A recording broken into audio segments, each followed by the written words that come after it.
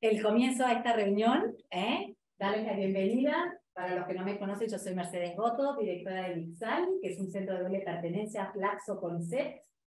En mi nombre, pero no solo en mi nombre, sino también en el equipo del ICSAL, y también de Valentina Delich, que es la directora de Flaxo, pero no pudo venir, se va a sumar en las próximas reuniones. Darles la bienvenida a todos y a todas. Bueno, quiero empezar, queríamos contándoles un poco, bueno, agradeciendo, voy a empezar agradeciendo, que es lo que se suele hacer, primero a todos nuestros panelistas, amigos y amigas viejos y conocidos, otros que no conocía y que es un placer tenerlos acá. Y también a los presentes, acá a los que están en la mesa y a aquellos que están allí por el Zoom. Para el día del miércoles pasado éramos 70, pero deberíamos ser 77, al menos los interesados. Después el que llega, llega, el que no llega, no llega. Les contaba que este es el primer encuentro. Es un primer encuentro de una serie, un ciclo de conferencias que estamos organizando en el marco de la reunión de los 40 años de democracia en la Argentina. Es una de las iniciativas que está llevando adelante Flaxo. La idea de este ciclo de conferencias es tratar de dialogar, de discutir acerca de los cambios de estos 40 años en términos de inclusión de migrantes en la Argentina. Todos sabemos que ha habido grandes cambios en términos de la inclusión y también en términos de flujo en estos 40 años, y la propuesta del día de hoy es tratar de focalizarlo sobre el tema de la salud, de la política de la salud. Se inscribe dentro del proyecto que tenemos, este proyecto institucional sobre movilidades migratorias, en el que tratamos de entender un poquito cuál es la brecha de implementación entre las normativas y, digamos, el acceso efectivo de los migrantes, pero entendemos también que los migrantes son parte de una población vulnerable, ¿no? O sea, lo que vayamos a decir esta reunión creo que va a ir más allá de la migración, pero la idea de hoy es justamente tratar, digamos, el tema de la inclusión en las políticas de salud, ¿no? O en el sistema de salud pública. Esta es una mesa típicamente de la mesa de nuestros panelistas de hoy, que estamos súper contentos y agradecemos mucho. Es una mesa estilo flaxiano, siempre decimos, porque no solamente hay expertos que vienen de distintos sectores, ¿no? Desde el sector público, desde las organizaciones de la sociedad civil y desde la misma academia. Y la propuesta que le hicimos a nuestros panelistas, les cuento sobre todo a aquellos que están por Zoom, es, digamos, que nos traten de contar un poco su experiencia, sus conocimientos en torno a 4 preguntas. Una primera que tenía que ver con los cambios. Pero, no sé, David, en tu casa, sé tranquila. Vamos a callar a todos aquellos para que no haya interferencias no deseadas. No, les decía, las preguntas de nuestros panelistas han sido 4. La primera es qué cambio se introdujo en términos, digamos, estos 40 años en el sistema de salud y en la sociedad argentina, en términos de inclusión migrante.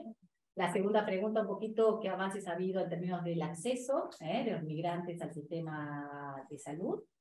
La tercera, ¿qué obstáculos todavía siguen existiendo? Y por último, y si quieren, o sea, tienen alguna recomendación de política pública en términos de cómo mejorar esta inclusión, más que bienvenida.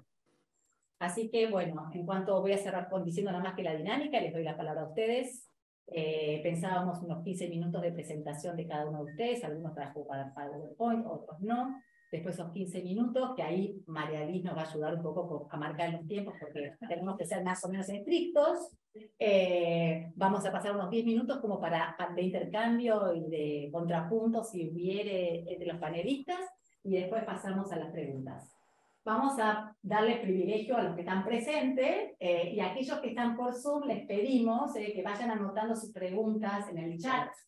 Que María Liz va a ir, bueno, presentan obviamente el nombre, de dónde son, y la pregunta, y María Liz se las va a hacer llegar a la mesa o a cada uno de los que vaya referida, ¿no? Porque por ahí hay una pregunta más dirigida a alguien en particular. Bueno, si estamos todos de acuerdo, empezaríamos. Yo voy a hacer una presentación muy breve de las personas a medida que vayan hablando, para cortar y...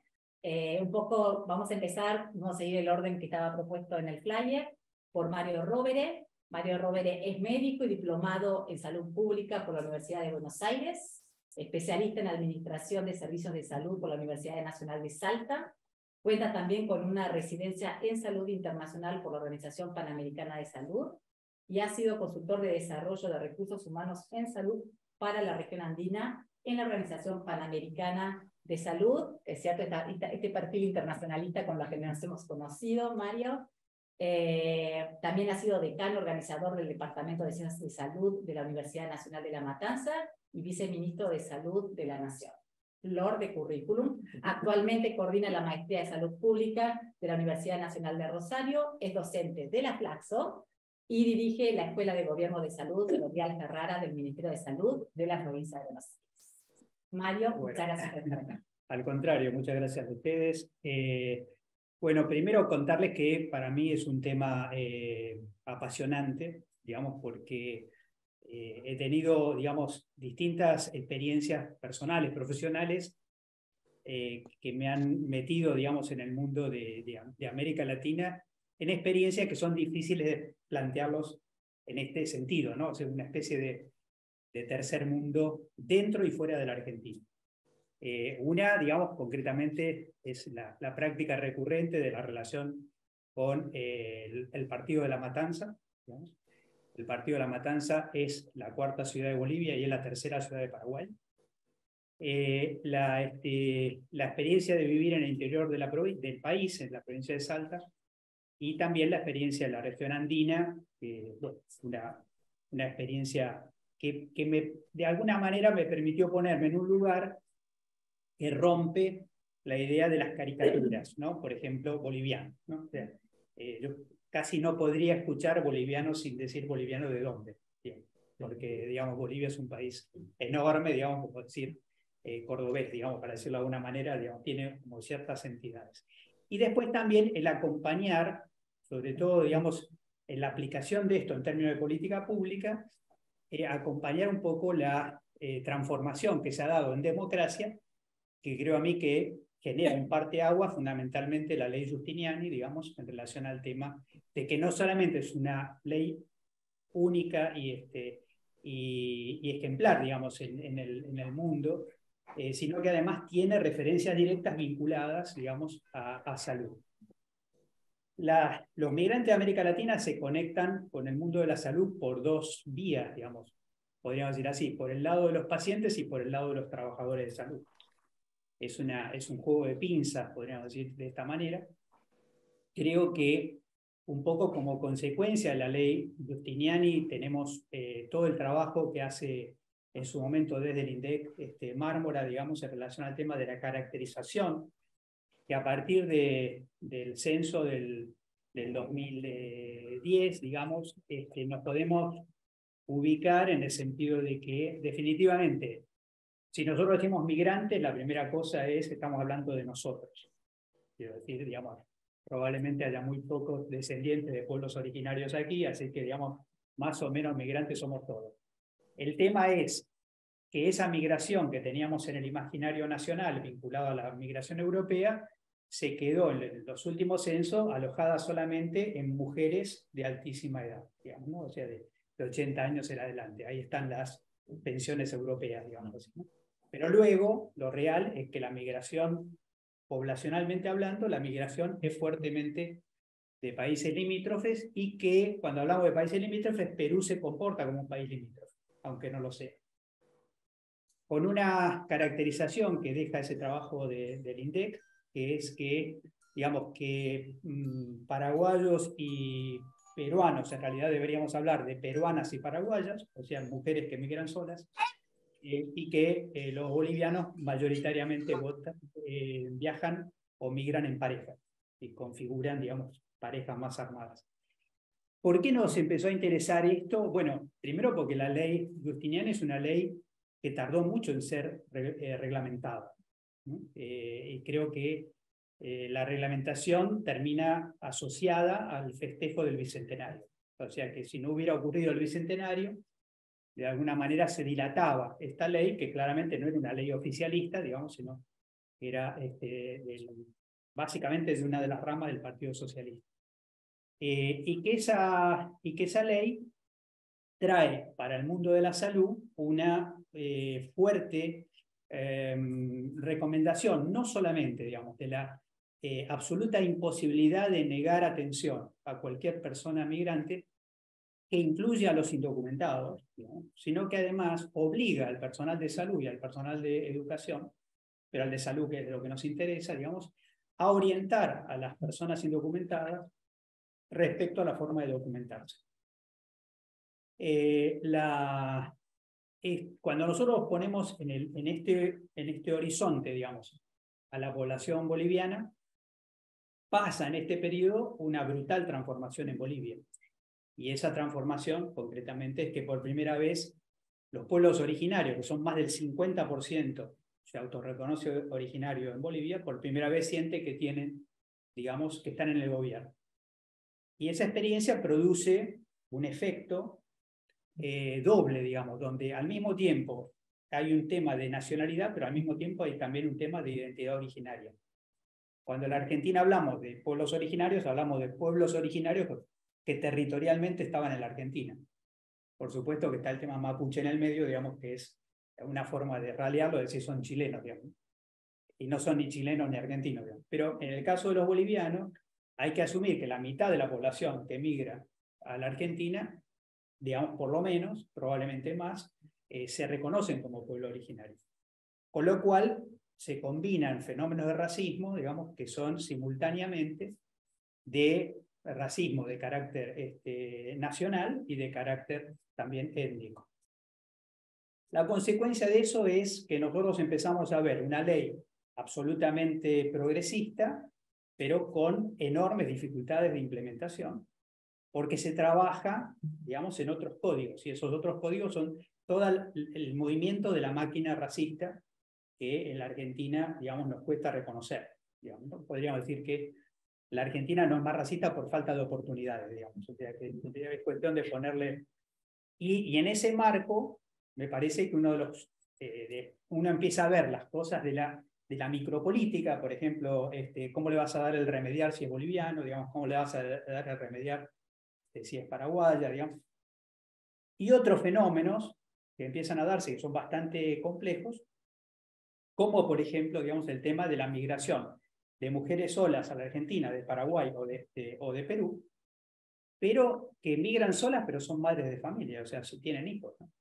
Y la perversidad mayor es que en muchos casos una de las fuentes laborales es cuidar chicos.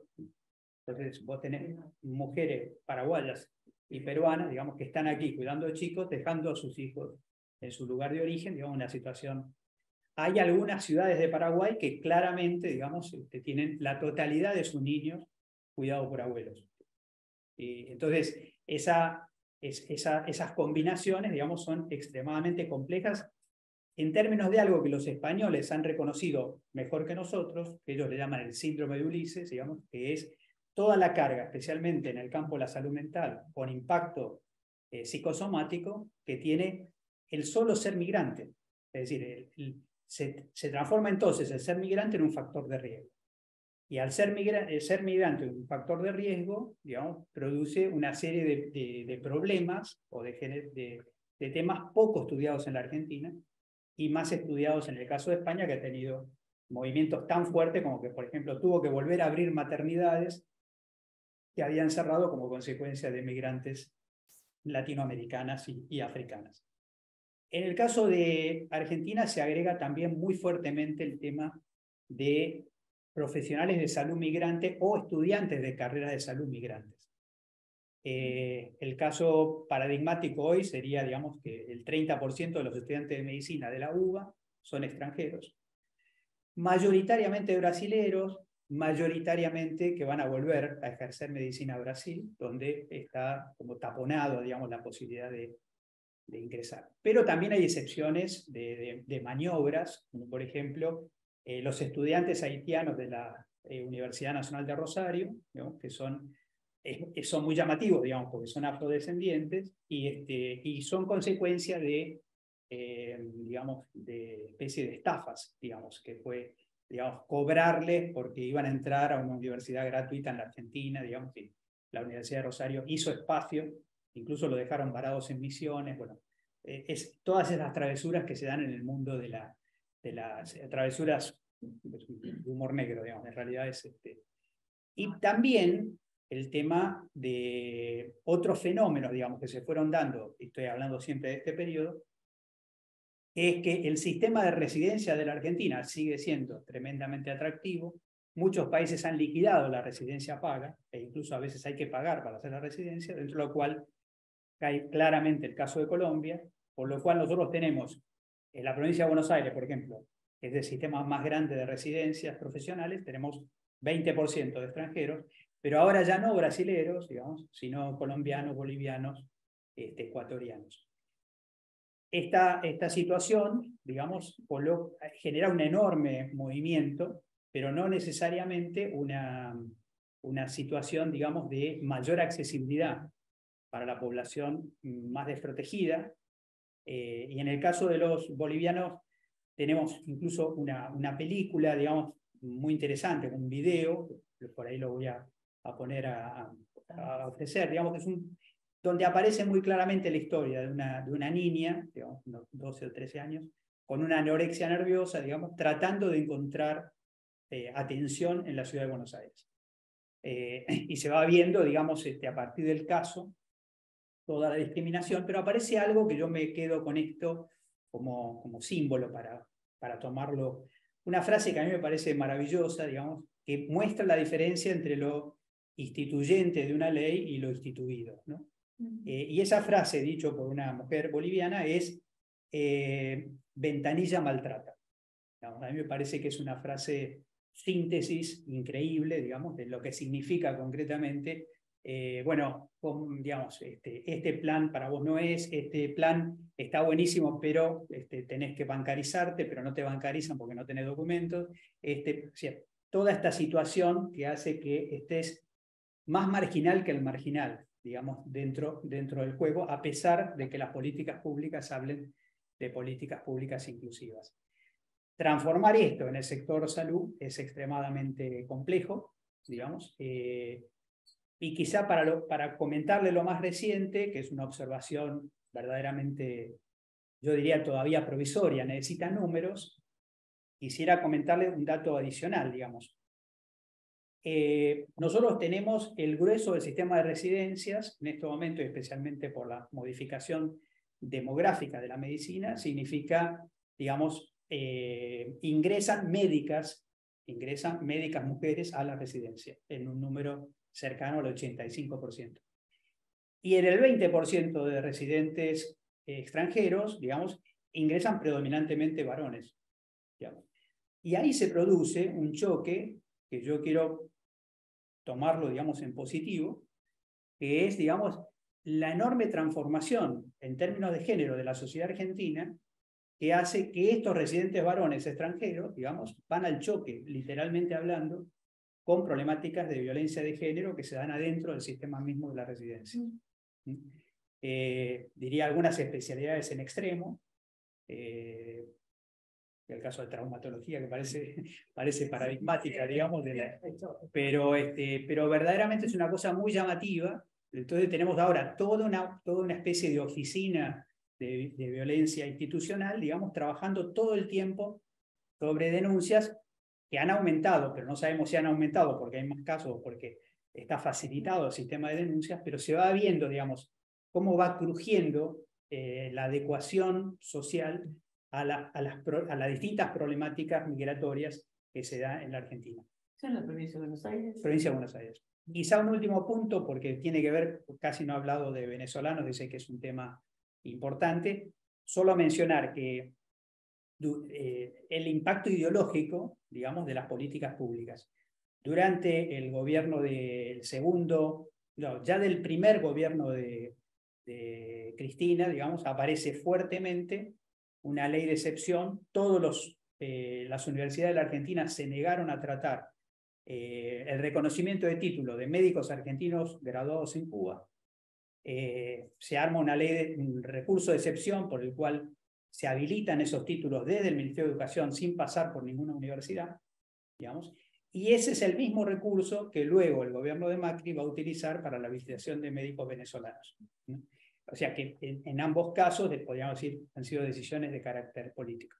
La consecuencia de eso es que de alguna manera se ha ido adecuando y hoy tenemos ya radicados, digamos, un número muy significativo de médicos por supuesto, muchísimos médicos argentinos graduados en Cuba, digamos, y muchísimos médicos venezolanos, digamos, que se quedaron en la Argentina como consecuencia, digamos, de estas facilidades que costó cambiar la política de los colegios médicos, de muchas instituciones que no estaban muy preparadas para esta novedad. Bueno, básicamente yo lo que dejaría, digamos, en términos de propuesta es que no hemos tenido una buena articulación con otras áreas de gobierno referidas a la preparación del personal de salud para ser agentes de la ley de migraciones, que creo que en tal caso, si dejara una propuesta, diría, me gustaría más articulación con otras áreas de gobierno para la efectivización, digamos, de que todos los trabajadores de salud, pero especialmente Ventanilla, digamos, cumplan ese rol de ser agentes de la Ley Nacional de Migración. Bueno, nos es otro nuevo tema, que es el acceso de los profesionales migrantes al sistema. O sea, mezclamos las dos cosas. Bueno, muy interesante. Bueno, pasamos entonces a nuestro segundo panelista, orador, Mario Peceni. Mario Peceni es doctora en Ciencia Política por la Universidad de París III, es profesor titular regular de Sociología de la Salud en la Universidad de Buenos Aires e investigador principal del CONICET en el Instituto Germani. Es un privilegio que esté acá porque actualmente además representa las ciencias sociales y humanidades en el directorio del CONICET, o sea que a su tiempo de gestión le saca tiempo para la discusión y investigación. Investiga sobre política y derechos en materia de salud, género y sexualidad. Yo mandé la memoria. Sí, ahora están en el directorio con respecto a presentaciones sexuales. Para ver. En el medio, lo voy a poner compartir pantalla. Bueno, mientras voy agradeciendo la invitación. No, ahí en el medio, la carpeta que y sí, de la que dice Peceni. Igual lo tengo acá impreso, o sea que puedo ver el traje acá. ¿Y querés que te vamos pasando? Sí, ¿Querés sí. Y ahí poner Está bien, ¿eh?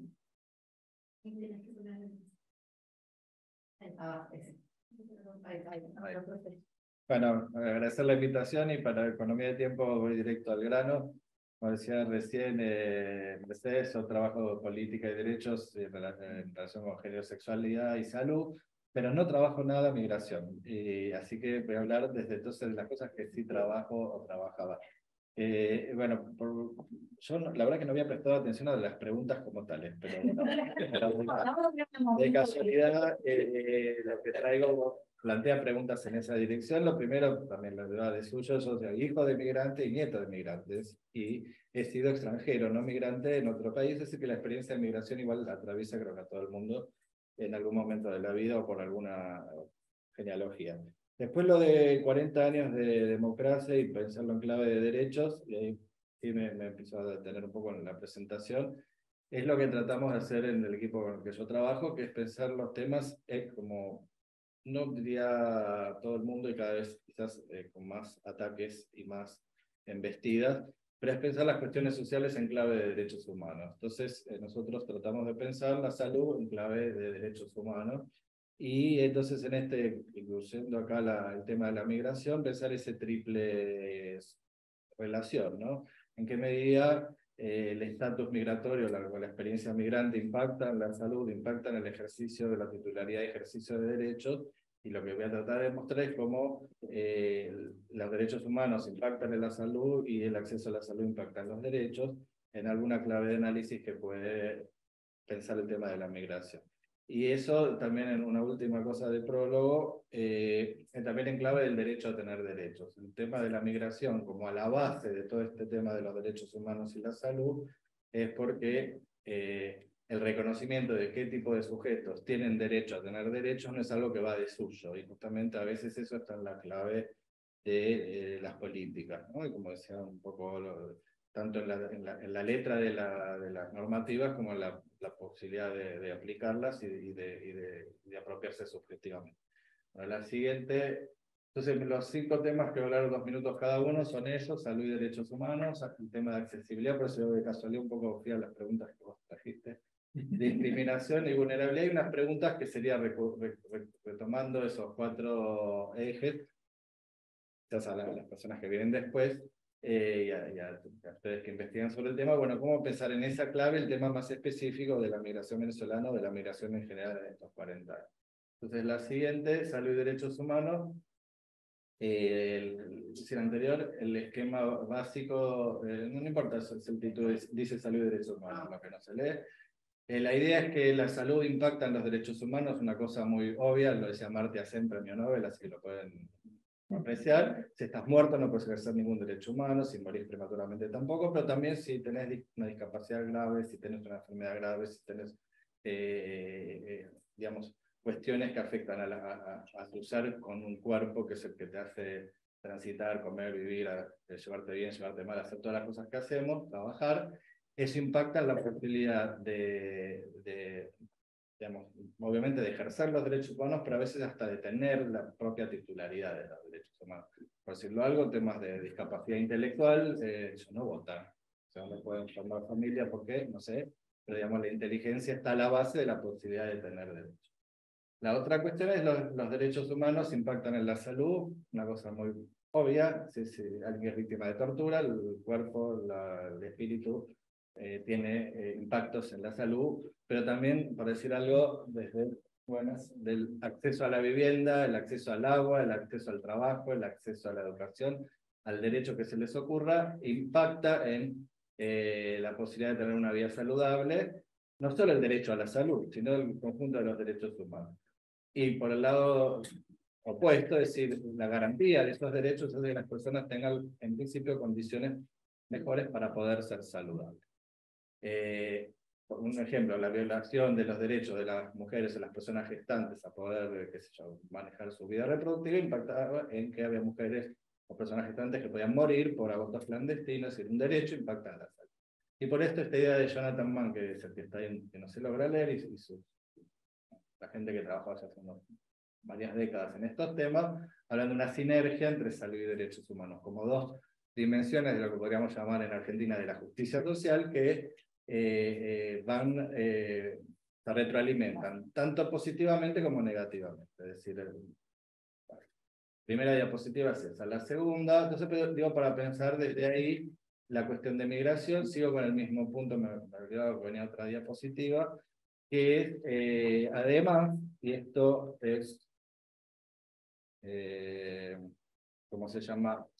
Algo que planteó Mario recién hace un ratito, no solo la salud impacta en los derechos humanos, sino que puede haber protección de los derechos humanos, o al contrario, violación y violación hasta sistemática de los derechos humanos en el ejercicio y la puesta en práctica de políticas de salud.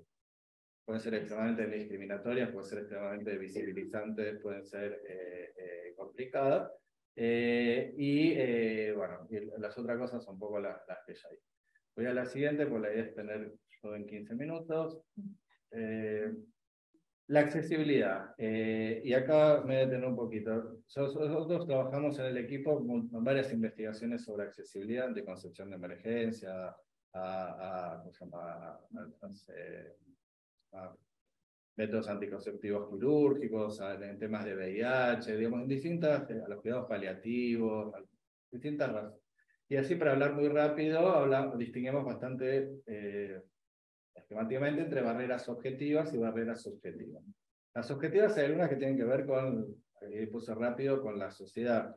Por decir, la pobreza es una barrera objetiva a un montón de cosas, las distancias geográficas, las desigualdades de género, etcétera, etcétera. Y una de esas es el estatus migratorio, que son barreras para, no solo para el acceso a la salud o a la atención de la salud, sino para distintas cosas.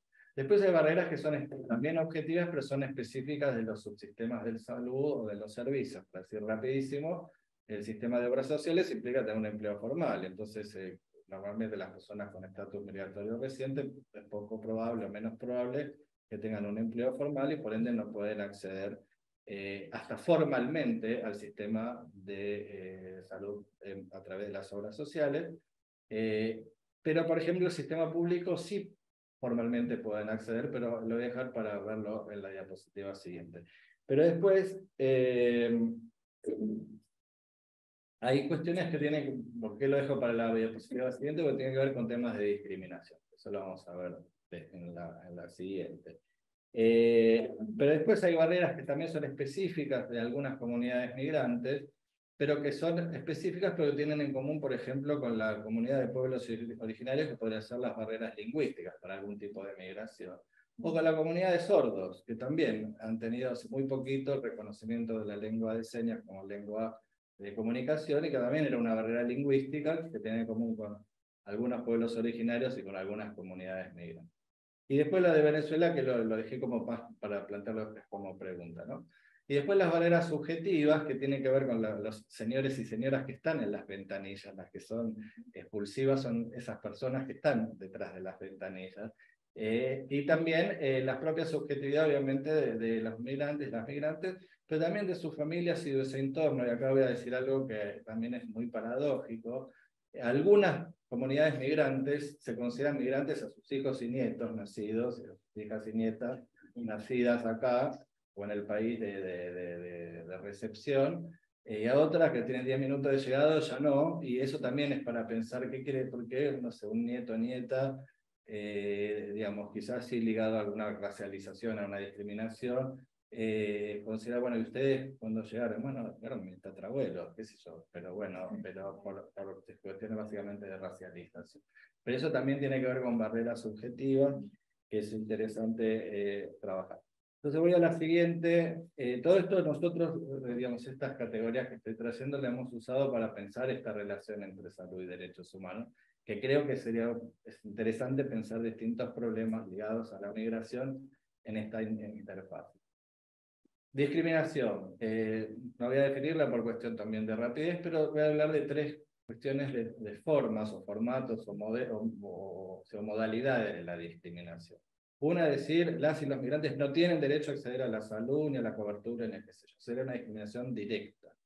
Pero una indirecta tiene que ver, por ejemplo, con, bueno, todo el mundo tiene derecho, pero yo te voy a pedir que me muestres un papel con una residencia. Bueno, no tengo el papel. Entonces, no, acá no se discrimina a nadie, todo el mundo puede venir. Sí, pero te falta ese papel. O, esa es una forma, para decirlo rápido. La otra es la efectiva, es decir, bueno, en un servicio de salud, en una política de salud, efectivamente se discrimina a alguna categoría de población.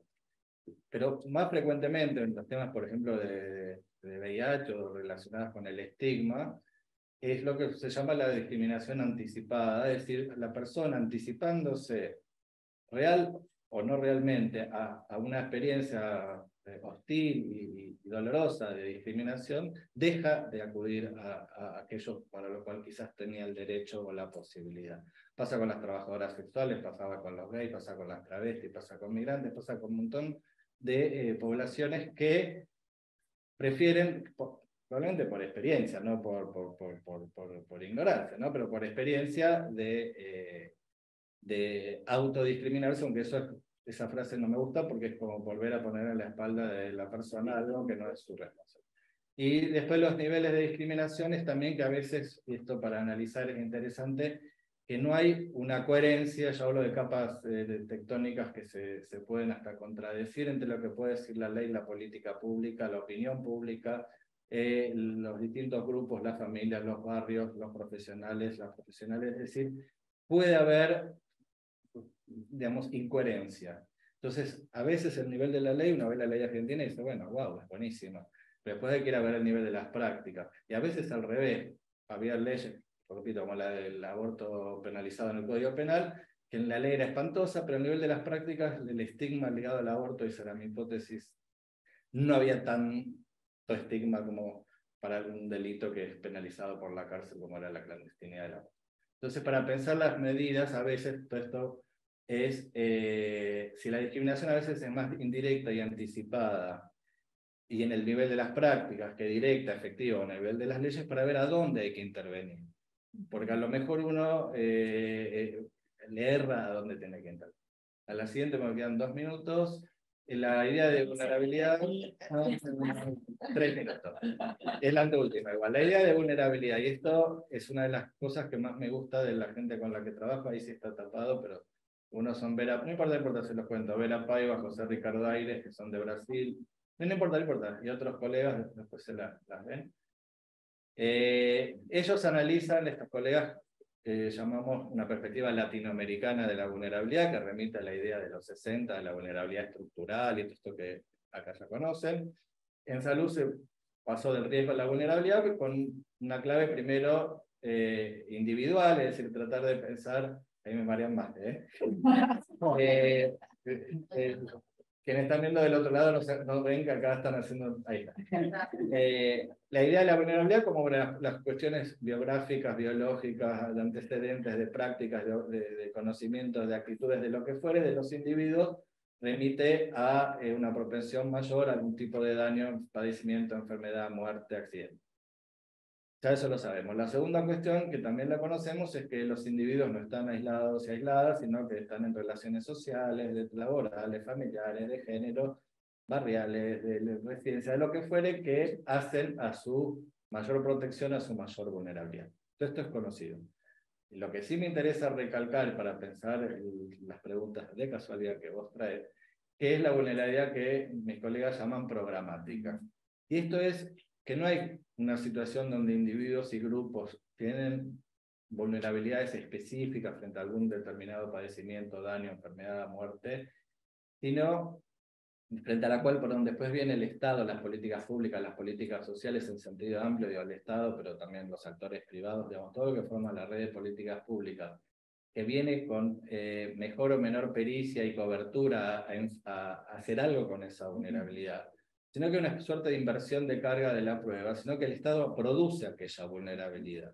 Es decir, con el caso de COVID, agua potable, cuando a la semana del confinamiento sale gente a buscar agua cuando su barrio no tenía, no es que el Estado hizo buena o mala política pública, el Estado produjo la vulnerabilidad de ese barrio que tuvo, obviamente la gente toma agua y necesitaba tomar agua. Y quiere decir, con la legalidad del aborto también el Estado producía la vulnerabilidad frente a mortalidad mal llamada materna por esa idea. Y lo mismo con los estatus migratorios, el Estado no es que viene a dar mejor o peor respuesta a algo, sino que a veces produce esa vulnerabilidad. Y en ese sentido, la pregunta interesante es el cómo es esa producción de vulnerabilidad. Y ahí creo que viene la última, que es también cómo analizarla, por un lado obviamente que estructuralmente, pero ver después las escenas, retomo la idea de ventanilla de Mario, ver realmente para los distintos problemas de salud, ver la escena, dónde está el problema, ¿no? Porque no está en todos lados, es decir, cuál es aquello que... Y eso no se puede hacer si no es con los propios actores poniendo en escena aquellas situaciones que producen vulnerabilidad, o al contrario, son prácticas que permiten el cuidado, el autocuidado. Y la otra es la dimensión histórica, ya sea individual o colectiva, ¿no? Las trayectorias, ¿no? Y la última diapositiva, que es la de final, que es preguntarse, entonces, recapitulando estos modos de pensar salud y derechos humanos, ver en este triplete de salud, derechos humanos, migración, cuáles son las sinergias negativas o las positivas entre salud y derechos humanos, que también hay migración por razones de salud, permanencia en un lugar por razones de salud. Cuáles son específicamente las barreras y los recursos en el doble dimensión de análisis, que son objetivas y subjetivas, ver las formas de la discriminación, el reconocimiento, y bueno, digamos, quería aportar un poco en esta clave analítica, algo había notado. No mencioné, pero bueno, hay otras maneras para referirse a esto que la literatura refiere, como por ejemplo la idea de interseccionalidad, ¿no? Sería, pero bueno, esto venía un poco antes de esto. Y no quiero dejar de terminar retomando algo que trajo Mario, que es el peligro en el que estamos de empezar a quitar a cada vez más categorías de población el derecho a tener derechos. Lo que pasó en Mendoza con el tema de Mapuche, diciendo que no eran pueblos originarios de Argentina por ley, gente que era como muchos de los que estamos acá, descendientes de italianos, españoles, que está diciendo que Mapuche no estaban en Mendoza. Entonces, bueno, quiere decir, ese tipo de discurso, que no es de migrante, al contrario, todo lo contrario, pero que es un discurso que claramente se tomó como objeto la ley de migración, está tomando, y es gravísimo porque están teniendo quizás una manera de poder expresar estas cosas tan fascistas que hace unos pocos años, si las pensaban, no las podían decir con total tranquilidad. Bueno, claro. Gracias, Mario. Gracias por ofrecernos tu caja de herramientas. ¡Wow! Cuánto concepto ¿no? para aplicar en nuestro... No, muy interesante y gracias también por cuidar tanto el tiempo. Podés descansar. No, aparte yo vi un poco lo que trae Natalia, digo, no, que es la que va a traerle carne al asunto. O sea, partimos de la casa de María, entonces. Bueno, pero digo, lo miro como on the side. De hecho, loco. Bueno, ya delante los datos. Se vale delante los datos. Te vieron las cartas. Bueno, vamos entonces. Arranco. Voy a ver si me te presento primero. Dale, te voy a presentar. Ya te presentó, ya dijo el nombre, ¿vale? Pero para todos los que están allá, hay mucha gente que no es de acá, así que está buena la presentación. Gracias. Disculpa, para los que estamos justamente de forma virtual, la presentación anterior no pudimos ver las diapositivas porque se quedó en la primera. Para si hay la posibilidad luego que nos compartan las diapositivas porque realmente no las pudimos ver. Muchas gracias. Sí, esas se las mandan a él. Sí, bueno, acá dice, aquí dicen los autores y también les quiero preguntar si podemos después también subir el audio de esta presentación, era otra pregunta, se las haremos llegar a todos los que se han inscrito. Pasamos entonces a nuestra tercera panelista, Natalia De Bandi, es doctora en Ciencias Sociales por la Universidad de Buenos Aires y la Universidad de París 4 Sorbona. Es investigadora en el Instituto de Investigaciones en Políticas Públicas y Gobiernos de la Universidad Nacional de Río Negro, CONICET, o sea, es también un centro de doble pertenencia, entiendo. Y en la actualidad, y acá creo que por ahí va a ir su presentación, coordina el eje de migración y asilo de la Red de Investigaciones en Derechos Humanos del CONICET y por sobre todo ha sido invitada porque es la co-coordinadora de la Encuesta Nacional Migrante de la Argentina. Sus temas de investigación académica y aplicada sobre migración internacional y derechos humanos, en particular a partir de las metodologías cuantitativas. Así que prepárense. Primero fue analítico, ahora vamos por los números. Yo solo numeritos. Bueno, para las personas que están del otro lado, a veces se pone compartir escritorio, no mejor que compartir el PowerPoint, no sé, porque lo mío pasaba sin no, que la tuya tiene... Sí, de hecho, pero ver los numeritos, pues no me los acuerdo. Entonces Mario, ¿cómo es? Compartir escritorio, no sé cómo lo están haciendo. Compartir escritorio. Salvo que lo estén viendo bien, pero a veces el PowerPoint... Claro, preguntemos si se ve bien cuando la pasan. Hagamos una prueba. No podrían habilitar edición, de pronto así logramos ver cuánto van cruzando las diapositivas. Entonces, con compartir escritorio suele andar mejor. Compartir escritorio, acá dicen que suele andar mejor ahí. No se puede compartir. Cerra todo y ahora... Ahora sí, ya, gracias, ahora sí. ¿Hay alguno? No, pero no entiendo lo que Ahí compartir escritorio completo, ¿no? Completo. O desktop. Ahí, y ahí abre la presentación. Y Listo, ahí me sale, perfecto. Estaba compartiendo el PowerPoint. Claro, esa pestaña ahí cuesta que cargue. Muy bien, siempre se aprende. Ahora chequenlo. Mi fondo Avisamos cuando cambia para ver si lo ven.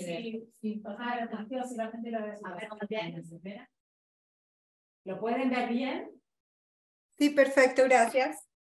Gracias. Bueno, gracias, Mario.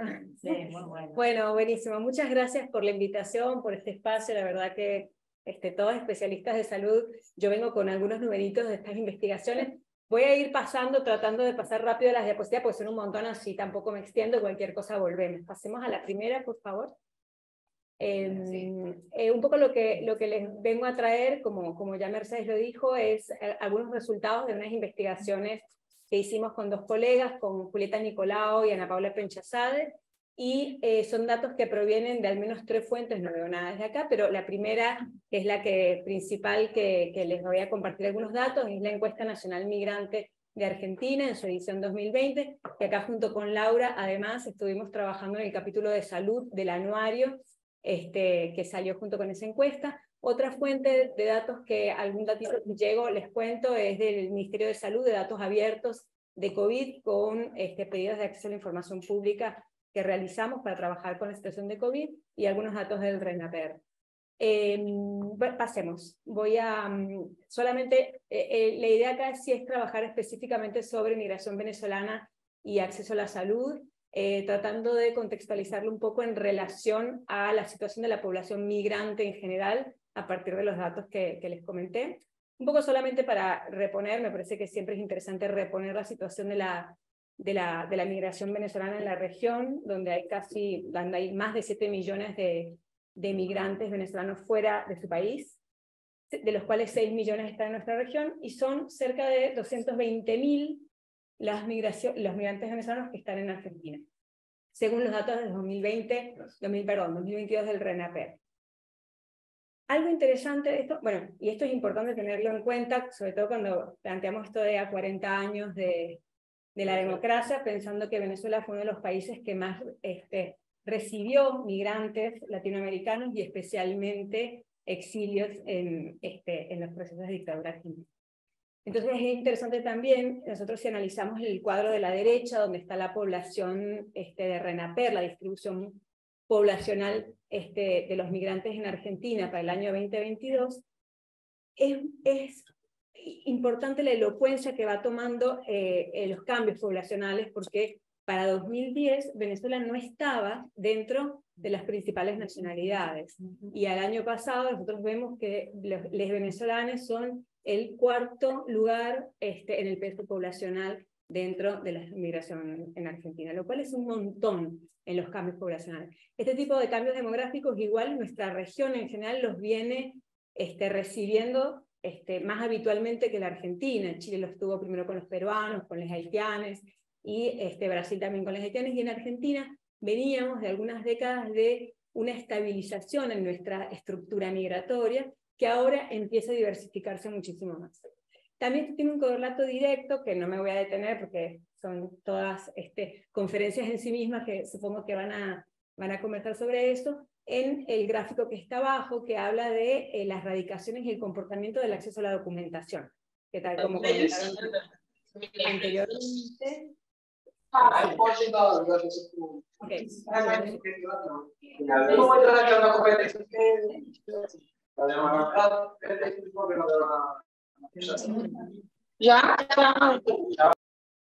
Les pedimos por favor a los participantes por Zoom que se mantengan silenciados mientras hablan sus auditores. Gracias.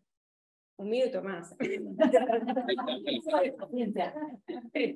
Bueno, entonces lo interesante de este gráfico es que muestra, más allá no voy a entrar en la discusión de la merma en el acceso a la documentación que se ve en la línea superior, que tiene que ver con el acceso a la documentación de las otras nacionalidades, cómo desciende durante 2000, no veo las cifras desde acá, 2019, 2020 creo que es, pero lo importante acá, para lo que nos interesa, es que la migración venezolana se comporta de manera inversa que el resto de las nacionalidades. Es decir, mientras las otras nacionalidades disminuyen en el acceso proporcional a la documentación, la migración venezolana es la única que tiene un comportamiento inverso y tiene mayor acceso a la documentación, porque además se encuentra arribando de forma más cuantitativa pasemos a la siguiente, a Argentina.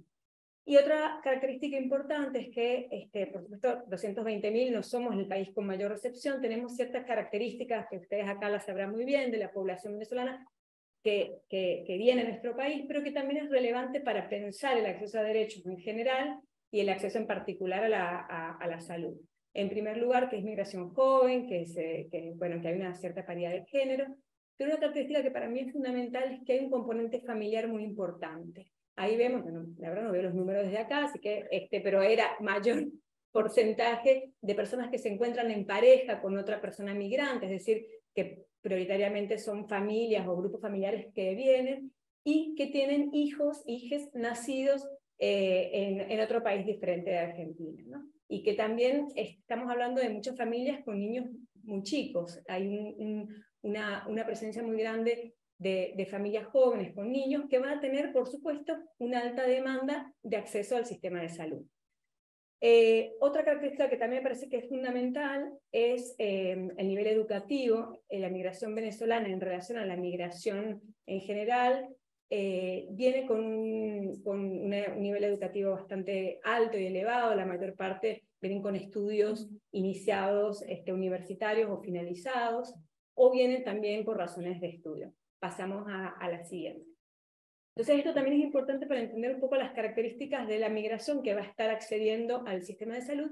Y acá no me voy a extender, pero solamente quería como traer dos ideas que me parece importante de lo que ocurre en Venezuela con el sistema de salud. El sistema de salud venezolano históricamente fue un sistema con graves problemas de infraestructura y de dificultad de acceso al sistema público de salud, independientemente de todas las modificaciones que fue sufriendo a lo largo de las últimas décadas, y que generó que hay una propensión muy grande de acceso a la medicina privada desde la población venezolana, que por lo menos se complementa con el sistema público de salud. Es decir, la población venezolana trabajadora y clase media está acostumbrada a pagar y acceder a la medicina privada en su país.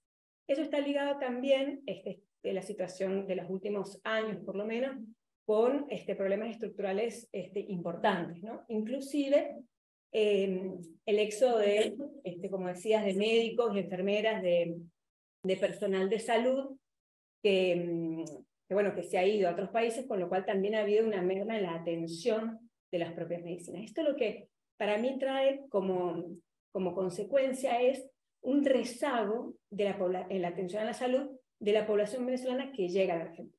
Mientras tomo agua pasamos. Muy rápido, entonces me va a dar el aire. No somos tan tirados con el No, pero es que traje muchas diapositivas y ahora las quiero presentar todas.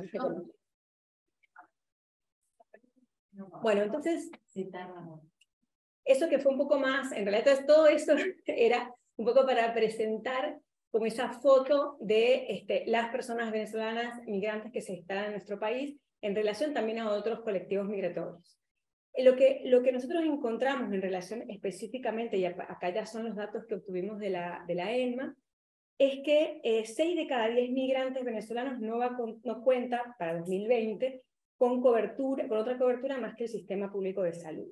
Este valor, lo que es interesante es que duplica la proporción nacional, que en 2020 estaba en el 33%, es decir, la población argentina que accede o que no tiene otra cobertura en el 33%, la población venezolana migrante es el 63%.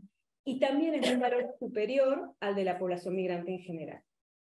Ahora bien, también de la mano con esto vemos que la proporción de personas con obra social también es inferior a la media de la población migrante en general, es decir, hay menos población que está inserta en el sistema de salud vinculados al trabajo regular, ¿no? Formal. Gracias. Y sin embargo, hay una tendencia que es que la proporción de personas venezolanas con prepaga supera al de la media de la población migrante en general, del 2 al 9%.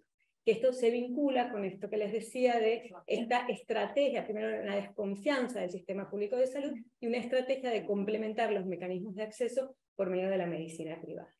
Ahora también lo que es interesante, justamente esto también se complementa con el gráfico que está a la derecha, en el que uno ve, según años de residencia, cómo se van modificando a medida que se va incorporando y estableciendo la permanencia en el país, las formas de cobertura, incluso se invierten de forma muy contundente los valores, pasando a una mayoría de obra social y a un número muy importante con prepaga, y disminuyendo de forma muy contundente el acceso a la salud pública, ¿no? También con esta tendencia de una estrategia con la que viene, me parece, la población migrante, de complementar el acceso. Voy a ir me tomé agua y me relajé. Pasamos a lo siguiente. Bueno, este gráfico es muy complementario al anterior, con lo cual no lo quiero detallar mucho, también tiene que ver con esto mismo, ¿no? A pesar de estas coberturas hay un acceso importante y hay un acceso, que eso me parece que es relevante, que lo que encontramos es que la población migrante venezolana, aun cuando era recién llegada en el 2020, acudía a la salud, acudía a los servicios de salud, cuando hay otros colectivos que hemos estudiado en la ENMA que no acudían en la misma proporción a la salud. Por ejemplo, nosotros hablamos de los haitianos, de los senegaleses, es una población que con dificultades accede al sistema de salud. La población venezolana se acercó también por esa condición familiar, por lo menos hipotetizamos, al sistema de salud. Paso a la siguiente. Pero los no acceden o no van. No, ellos no se acercan, no se aproximan. No, también tienen dificultades de acceso con problemas, digamos, pero se aproximan menos. Tienen, por ejemplo, hay una pregunta que decía, creo que está por ahí, si se habían atendido alguna vez y cuáles problemas, y había una posibilidad de decir nunca me ha atendido. La proporción del nunca me ha atendido, según años de residencia y colectivos, era más fuerte en otros colectivos que en la venezolana. Bueno, después acá están las preguntas sobre las dificultades de acceso al sistema de salud, y acá, por el contrario, encontramos una homogeneidad o algo muy similar a lo que ocurre con la población migrante en general. Si bien es un poquito más alto la proporción de personas venezolanas que indicó haber tenido al menos alguna vez problemas en el acceso al sistema de salud, está muy cercano a la población migrante. Creo que en uno 36, en otro 33, por ahí, no me acuerdo bien los números, pero son muy similares. Es decir, que son números que no son pequeños. Yo digo, cuando uno habla que el 36% de las personas sintió alguna vez una dificultad en el acceso al sistema de salud, es un número que es relevante. Sin embargo, cuando uno decanta los tipos de problemas, también se comportan de forma muy similar a la población migrante en general, y de los mayores problemas que encontramos son las dificultades en acceder a los turnos, ¿no? en el sistema público. Y después, no voy a ver desde acá, la discriminación, no veo nada desde acá, pero tienen que lo busco por aquí. Pero bueno, ahí están malos tratos de discriminación en el 9%. Exigencia de ley. Tengo que cambiar mis anteojos. De todo esto. Bien. Bueno, esto fue, pasamos, creo que había una más, no me acuerdo. A la siguiente.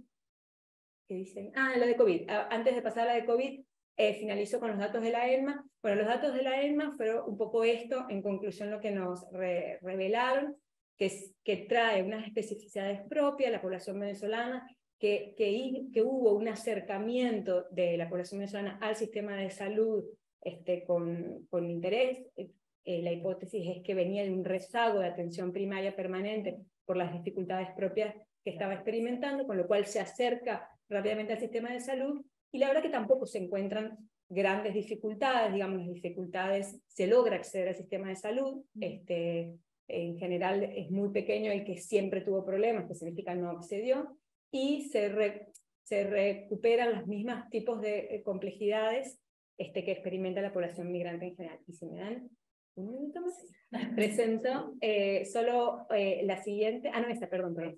Sí. Este es otro estudio, pero que, bueno, también dialoga mucho con los resultados de la ENMA, que lo realizamos durante la pandemia, y que tuvo que ver con analizar el impacto diferencial del COVID sobre la población migrante en Argentina, y nosotros encontramos una mayor letalidad directamente en los datos de la población migrante. No es que tenemos grandes conclusiones para establecer causalidades directas, que es algo muy complejo, pero un poco la hipótesis que manejamos tiene que ver con justamente el retardo en dos cosas, diría. Uno, lo que mencionó Mario hace un rato, que tiene que ver con las condiciones estructurales de hábitat en las que mucha población migrante reside. Y acá no estoy hablando de población venezolana, sino de población migrante en general. Los datos no nos permitían analizarlo a nivel de nacionalidades. Pero recordemos que, por ejemplo, en la ciudad de Buenos Aires hay villas cuya proporción de hogares con algún miembro migrante superan el 90%.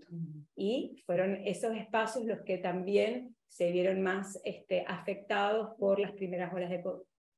Eso por un lado, y por otro lado, creemos que con las dificultades que hemos encontrado en ciertos colectivos migrantes, sobre todo los que son más recién llegados, ahí hay una correlación directa con los tiempos con la permanencia en el país, hay un retardo en el acceso al sistema de salud. Entonces, en general, esa demora de ir a atenderse por las propias subjetividades que comentaba Mario, más los impedimentos reales de estas taquillas, de estas puertas de entrada al Estado, creemos que son algunos de los motivos para poder tal vez aproximar la explicación a por qué se encontró una mayor letalidad en la población migrante en COVID.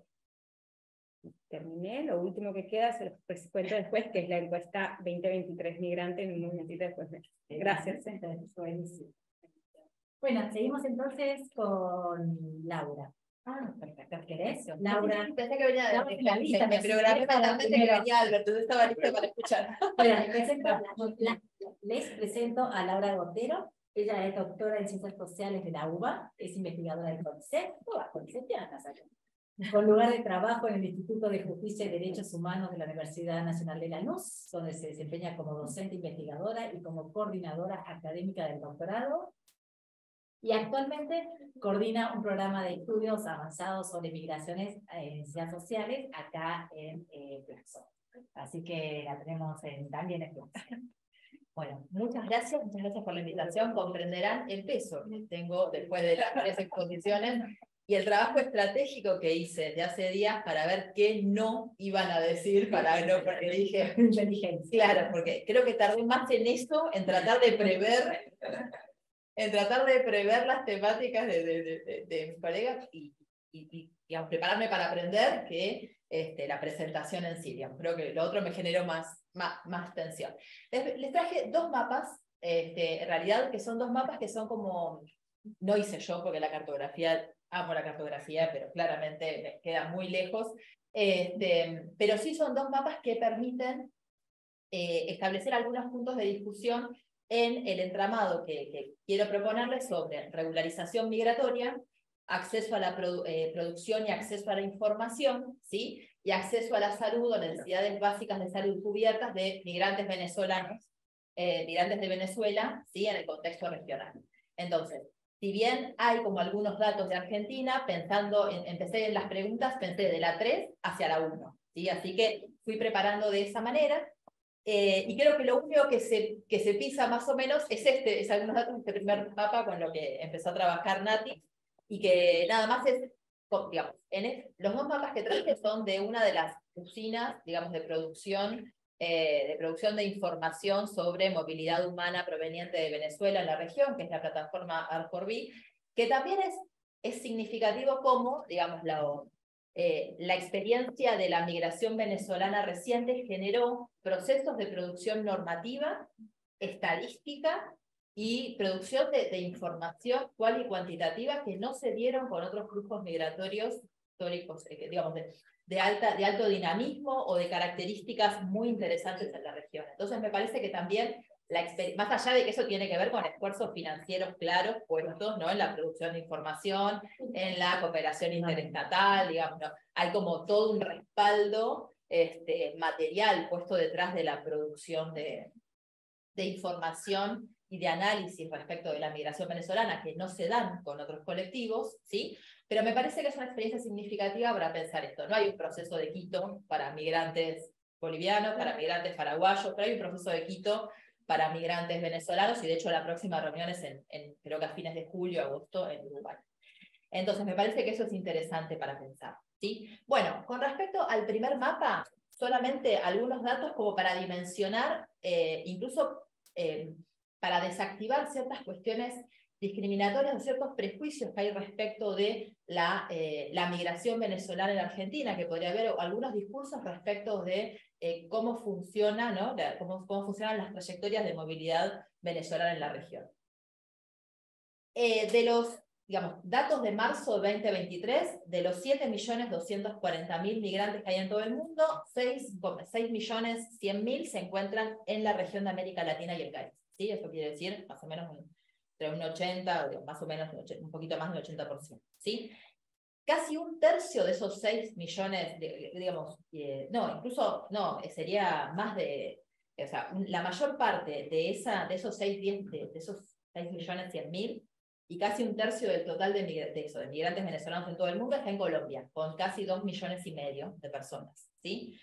Y el segundo país que se encuentra en cantidad de migrantes venezolanos que en este momento se encuentran en el territorio es de 1,5 millones en Perú, ¿sí? ¿Por qué traigo estos datos? Para dimensionar con la situación en Argentina, particularmente, porque en Argentina tenemos 220.600 migrantes venezolanos en relación con lo que se entiende como con lo que se dice mediáticamente, que en realidad como crisis migratoria. En realidad es una crisis de derechos humanos pensada para el flujo de migrantes venezolanos, pero el eufemismo de crisis migratoria aplica que es una crisis de la migración y en realidad es una crisis de las respuestas de los estados para gestionar la migración venezolana con enfoque de derecho. Pero es muy largo para un título, para un graph del noticiero, entonces prefieren poner crisis migratoria, pero no es tan así. ¿Sí? Es lo mismo que decir crisis humanitaria, no es una crisis de derechos humanos, ¿no? Técnicamente, cuando se refiere a situaciones de población en situación de movilidad. Bien, entonces, y además estos datos son solo sobre el stock de migrantes regulares que accedieron a la regularización. Se entiende que todos estos datos son mayores cuando no hay, digamos, si se toman los migrantes irregulares, y que son incluso muchísimo mayores en los países donde hay barreras a la regularización migratoria, claras, ¿sí? Que no, digamos, y que estas barreras pueden darse de manera, como modificada, de manera directa, digamos, con programas de regularización que directamente establecen requisitos por los cuales la regularización se vuelve inaccesible, ahora vamos a ver algunos ejemplos, o en otros contextos, como el argentino, donde esas barreras no son formalmente tan claras, pero se estanca la situación de resolución de trámites migratorios, por el cual una persona no está formalmente, digamos, no puede pasar a otra residencia, y como vimos el gráfico de Natalia respecto de la baja en las resoluciones de residencia para el periodo 2019-2020, ¿sí? Bien, podemos pasar al otro mapa, que es el segundo, y con ese vamos a trabajar el resto del tiempo. Vamos a trabajar. Voy a hablar el resto del tiempo hasta que me aparezca el papel ese que me diga no dijiste nada y te quedan 30 segundos. Bien, entonces, este otro mapa es un informe de octubre de 2022, por eso las cantidades de migrantes venezolanos en el mundo y en la región son un poco menores, pero fíjense el enorme dinamismo que en 6 meses la cantidad digamos, pasamos de casi 6 millones, o sea, 5.960.000 migrantes en la región de América Latina y el Caribe, y en 6 meses, en 5 meses, pasamos a 6.100.000, ¿sí? Y solo de regulares. O sea, comprendamos el enorme dinamismo que tiene el flujo migratorio para que la estadística lo capte en pocos meses y capte este aumento, ¿sí? Bien, de estos casi 6 millones, para octubre de 2022, 3.400.000 tenían necesidades de salud en toda la región. Esas necesidades de salud están medidas como un indicador multidimensional que no obedece, digo, no responde a ninguna categoría como estandarizada de esto, no son necesidades básicas insatisfechas de salud, pero son como eso, pero que revelan cómo la falta o las barreras de acceso a la regularización generaron que no pudieran acceder a sistemas de salud, cómo fueron afectados por la discriminación, digamos, en cualquiera de sus formas, incluso en la discriminación en la categoría de la normativa internacional de derechos humanos, que establece toda una categorización para las diferentes maneras en que una persona puede ser discriminada, ¿sí? También en la falta de acceso a la información sobre cómo acceder a un turno, sobre cómo acceder a un sistema de salud, sobre cómo incorporarse en un proceso de atención de salud, ¿sí? Y también todo tipo de barreras, obstáculos, social, técnico, el retraso en los turnos, todo estaba involucrado en lo que tiene que ver con necesidades de salud, ¿sí?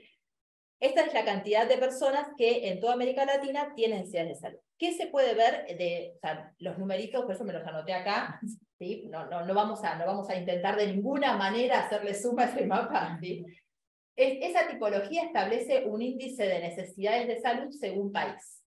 ¿Cuáles son los países que vemos en un verde turquesa, que está Brasil, Argentina, Uruguay? Aquellos países que tienen entre un 12 y un 19% de su población regularizada de Venezuela con necesidades de salud. Y ese es el porcentaje más bajo.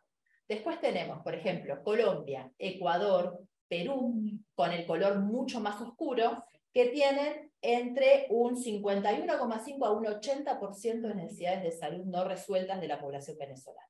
El caso de Colombia es un 80% de personas, 8 de cada 10 no tienen un acceso a la salud adecuado, ¿sí? Y en el caso de Argentina son 12 de cada 100, según de cada migrantes regulares, ¿sí? Y en Brasil son 18 de cada 100. ¿Qué es lo que les vengo a traer en esta relación entre regularización migratoria y acceso a la salud? por supuesto, va de suyo que la regularización migratoria, ¿no?, es una condición para que las personas migrantes en los territorios de tránsito y destino accedan de una manera más igualitaria a los servicios de salud. Pero también lo que hay que poner el foco es que en realidad tanto Colombia como Perú tienen ciertas, digamos, es ver en colores, digamos, cómo las barreras puestas a la regularización en los países que son más restrictivos o que tienen un discurso más restrictivo en materia de movilidad venezolana, manifiestan estos indicadores casi automáticamente. En el caso de Colombia hay un registro único para migrantes venezolanos al cual se pueden registrar, ¿sí? Pero ¿qué pasa? Solo se pueden registrar aquellos que entraron por pasos habilitados y que cuentan con su documentación. Eso es un perfil de migrante venezolano que no es tan, digamos, que deja por fuera a todos aquellos que tuvieron que salir y no tienen sus documentos y no pueden encontrar a nadie, ni pueden regresar, obviamente no van a regresar para recuperarlos, ni pueden encontrar a nadie que los pueda ayudar, y además que ingresaron por pasos habilitados. El ingreso por paso habilitado también es un... 5 minutos. También es un filtro para poder acceder a la regularización migratoria, ¿sí? En el caso de Perú, por ejemplo, Perú tiene más de un 50% de necesidades básicas de salud de la población venezolana no resueltas. Y hace el 26-27 de abril declaró la emergencia en todas sus fronteras para evitar el ingreso de migrantes venezolanos y se está solicitando un corredor humanitario para las personas que quedaron en frontera y que no tienen ningún tipo de acceso a servicios básicos esenciales ni a protección de salud. Es obvio que estos datos de octubre de 2022, con esta decisión gubernamental de declarar las fronteras en emergencia, va a subir, porque ya, de hecho, tenemos personas, hay personas de Venezuela que están en una especie de limbo de no protección y de no abordaje de derechos humanos de la situación. En relación, y por ejemplo, en Perú hay un programa de amnistías migratorias, pero esas amnistías son solo para evitar las multas por no haber podido regularizarte a tiempo digamos, y no haber podido sortear las barreras que el mismo Estado te ponía para regularizarte. Entonces es medio como una paradoja, porque el Estado, digamos, pone barreras para la regularización, las personas no pueden cumplir con la regularización, se vencen los plazos, no pueden cumplir con los pasos que les solicita el Estado les pone multas que las personas no pueden pagar, y ahora hay un programa de amnistía para el cual se pueden liberar de esas multas, pero eso se dice explícitamente en los avisos que eso no otorga derechos y que tampoco resuelve en la inscripción la situación remigratoria de la persona. O sea que la persona puede seguir estando de manera irregular, el Estado no le concede ninguna residencia, solo le perdona las multas en el caso de que pudiera regularizar. ¿Cómo cruzamos esto? Por eso es difícil, porque es un entramado entre regularización, normativa, enfoque de derechos y estadísticas, que es como, a mí se me escapaba cuando lo trataba de ver, ¿sí? ¿Qué dice la ley de movilidad humana de Perú, que es la ley de migración? Que las personas tienen derecho a la salud, que las personas extranjeras tienen derecho a la salud sobre la base de los criterios que establece el Estado peruano, pero no establece nunca que esa atención ni es universal ni es gratuita.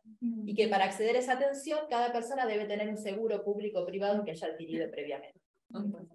Entonces, ahí está la barrera normativa con enfoque, digamos, totalmente ausente de enfoque de derechos, que produce la irregularidad al mismo tiempo que produce las barreras para el acceso a la salud, ¿sí?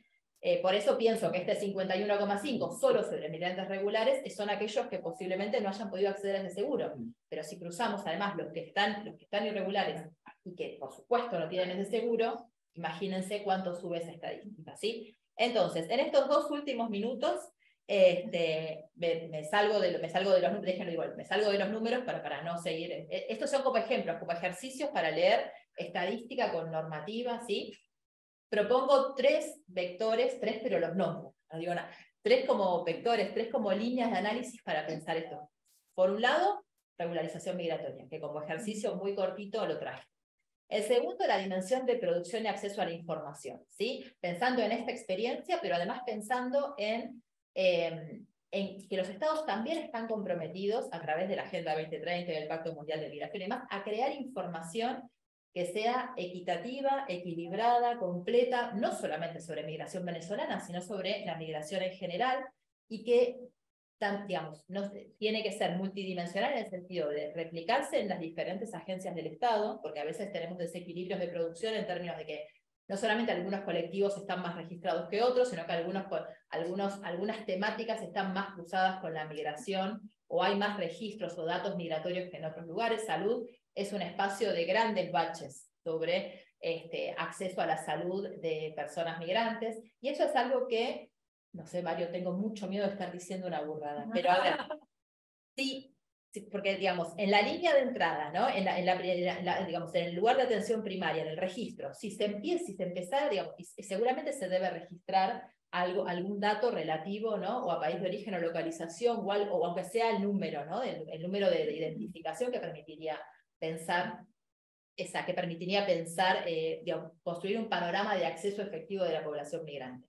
Pero sin embargo, cuando vamos a las grandes estadísticas sanitarias y preguntamos si hay algún, o sea, además de construcción por edad o por localidad, ¿hay alguna dimensión que cruce esos datos con población migrante? Dicen que en realidad no lo levantaron, que esa dimensión no se levanta. Entonces, hay condiciones de posibilidad para que se puedan construir desde la primera línea de atención datos sobre acceso efectivo a qué servicio, porque las estadísticas establecen a qué servicio, si fueron a qué servicio, con qué resolución, cuáles fueron las internaciones, cuáles fueron las salidas.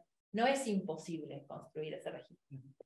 Y eso permitiría reducir también muchos prejuicios y muchas leyendas urbanas respecto de discriminación y acceso de personas migrantes y de superpoblación o demandas inusitadas de personas migrantes en servicios de salud, porque teniendo el dato nos mostraría, ¿no? Cómo esta demanda inusitada, este colapso no está, ¿sí? Y finalmente, en los últimos 22 segundos que tengo, algo relativo a qué lección, todos estamos esperando que nos lleguen las lecciones del COVID. Bueno, algunas a lo mejor podríamos empezar a identificar respecto de cómo, si bien hubo como contaba Nati, y hubo como una incorporación algo tardía sobre, por ejemplo, a los padrones de vacunación de personas migrantes, en realidad el Estado produjo información muchas veces para mostrar cómo las personas migrantes no habían tenido, digamos, estadísticamente habían accedido en tal medida, de tal manera, a la vacunación sobre COVID, ¿sí? Y entonces es posible, hay una decisión política respecto de que se pudo incorporar a los colectivos migrantes, más allá de, ¿no?, los cuidados previos, de los rodeos previos, ¿no?, de los discursos, que tanto desde los colectivos migrantes como desde la sociedad en general, hubo discusiones sobre la incorporación, ¿no?, fallidas sobre la incorporación de personas migrantes a los mecanismos de prevención, pero sin embargo la experiencia de incorporación casi como sin discusión de personas migrantes a la vacunación, al acceso a salud sobre la base de que era importante que todas las personas tuvieran ese acceso para controlar el brote, es algo que se puede trasladar a otras experiencias de atención, ¿no? Entonces me parece que también ahí, aunque lo esté diciendo como muy a las apuradas, ¿no?, pero hay otras enfermedades de la agenda pública epidemiológica que no fueron tratadas de la misma manera y que siempre se focalizó en el vector extranjero, no para incorporarlo a los criterios de tratamiento o a los abordajes, sino para visibilizarlo y tratar de encapsularlo. Entonces me parece que ahí algo también hay para aprender. Muchas gracias. Interesante, tenemos argumentaciones. ¿Puede ser un pequeño comentario? Sí, porque primero, digamos, pedirle disculpas porque voy a tener que retirarme, pero dos comentarios. Primero, el mapa, solamente comentar que el mapa último, digamos, podría también ser un mapa muy parecido a la dificultad de acceso a los servicios de salud de la población local. Muy particularmente el caso de Colombia, que hoy está el debate sobre la ley 100 metida en el Congreso por parte de Petro. Así que muy probablemente la reproduce, digamos, por lo menos es parecido. Y algo así como universal y gratuito, como nosotros lo tenemos en la Argentina, no es la norma, sino más bien la excepción en ese panorama de América del Sur. Digo, porque además estaba México también como un país relativamente accesible. Y lo otro que quería mencionar es el tema del fenómeno de frontera. La historia de la ley de residencia en la Argentina había un enganche con salud, que era el control de tracoma, digamos, el tema de estas enfermedades, digamos, que de alguna manera servían de excusa para no dejar entrar. hay dos cosas. Antes de la pandemia empezó a aparecer en circulación el test rápido de tuberculosis, digamos, usado con un criterio muy parecido. Y luego el tema de la pandemia. O sea, el tema es, el que estaba adentro fue libremente vacunado, pero la migración de alguna manera frenó. Yo creo que esta curva que mencionaba, digamos, que de alguna manera es consecuencia, digamos, de la represión previa vinculada al tema de la pandemia. O sea, la pandemia cerrando fronteras. Cosa que se ve ahora con el levantamiento del artículo 42, digamos, en Estados Unidos, que prevén, digamos, un flujo grande a las ciudades del sur de Estados Unidos, porque el artículo 42 era inhibición de la entrada por la pandemia. Pasó un año, digamos, desde que se levantó, se decretó la post-pandemia en Estados Unidos, y ahora creo que el 11 de mayo, digamos, esperan un flujo enorme, probablemente también de venezolanos en territorio norteamericano. Entonces, digamos, el tema de frontera me parece también interesante porque termina siendo el que altera los flujos, digamos, en ese sentido. Bueno, y mil disculpas, pero sigo a disposición de que pueda ayudar. Muchas gracias. Dale, sí, por favor. Yo quiero pasar de presentación.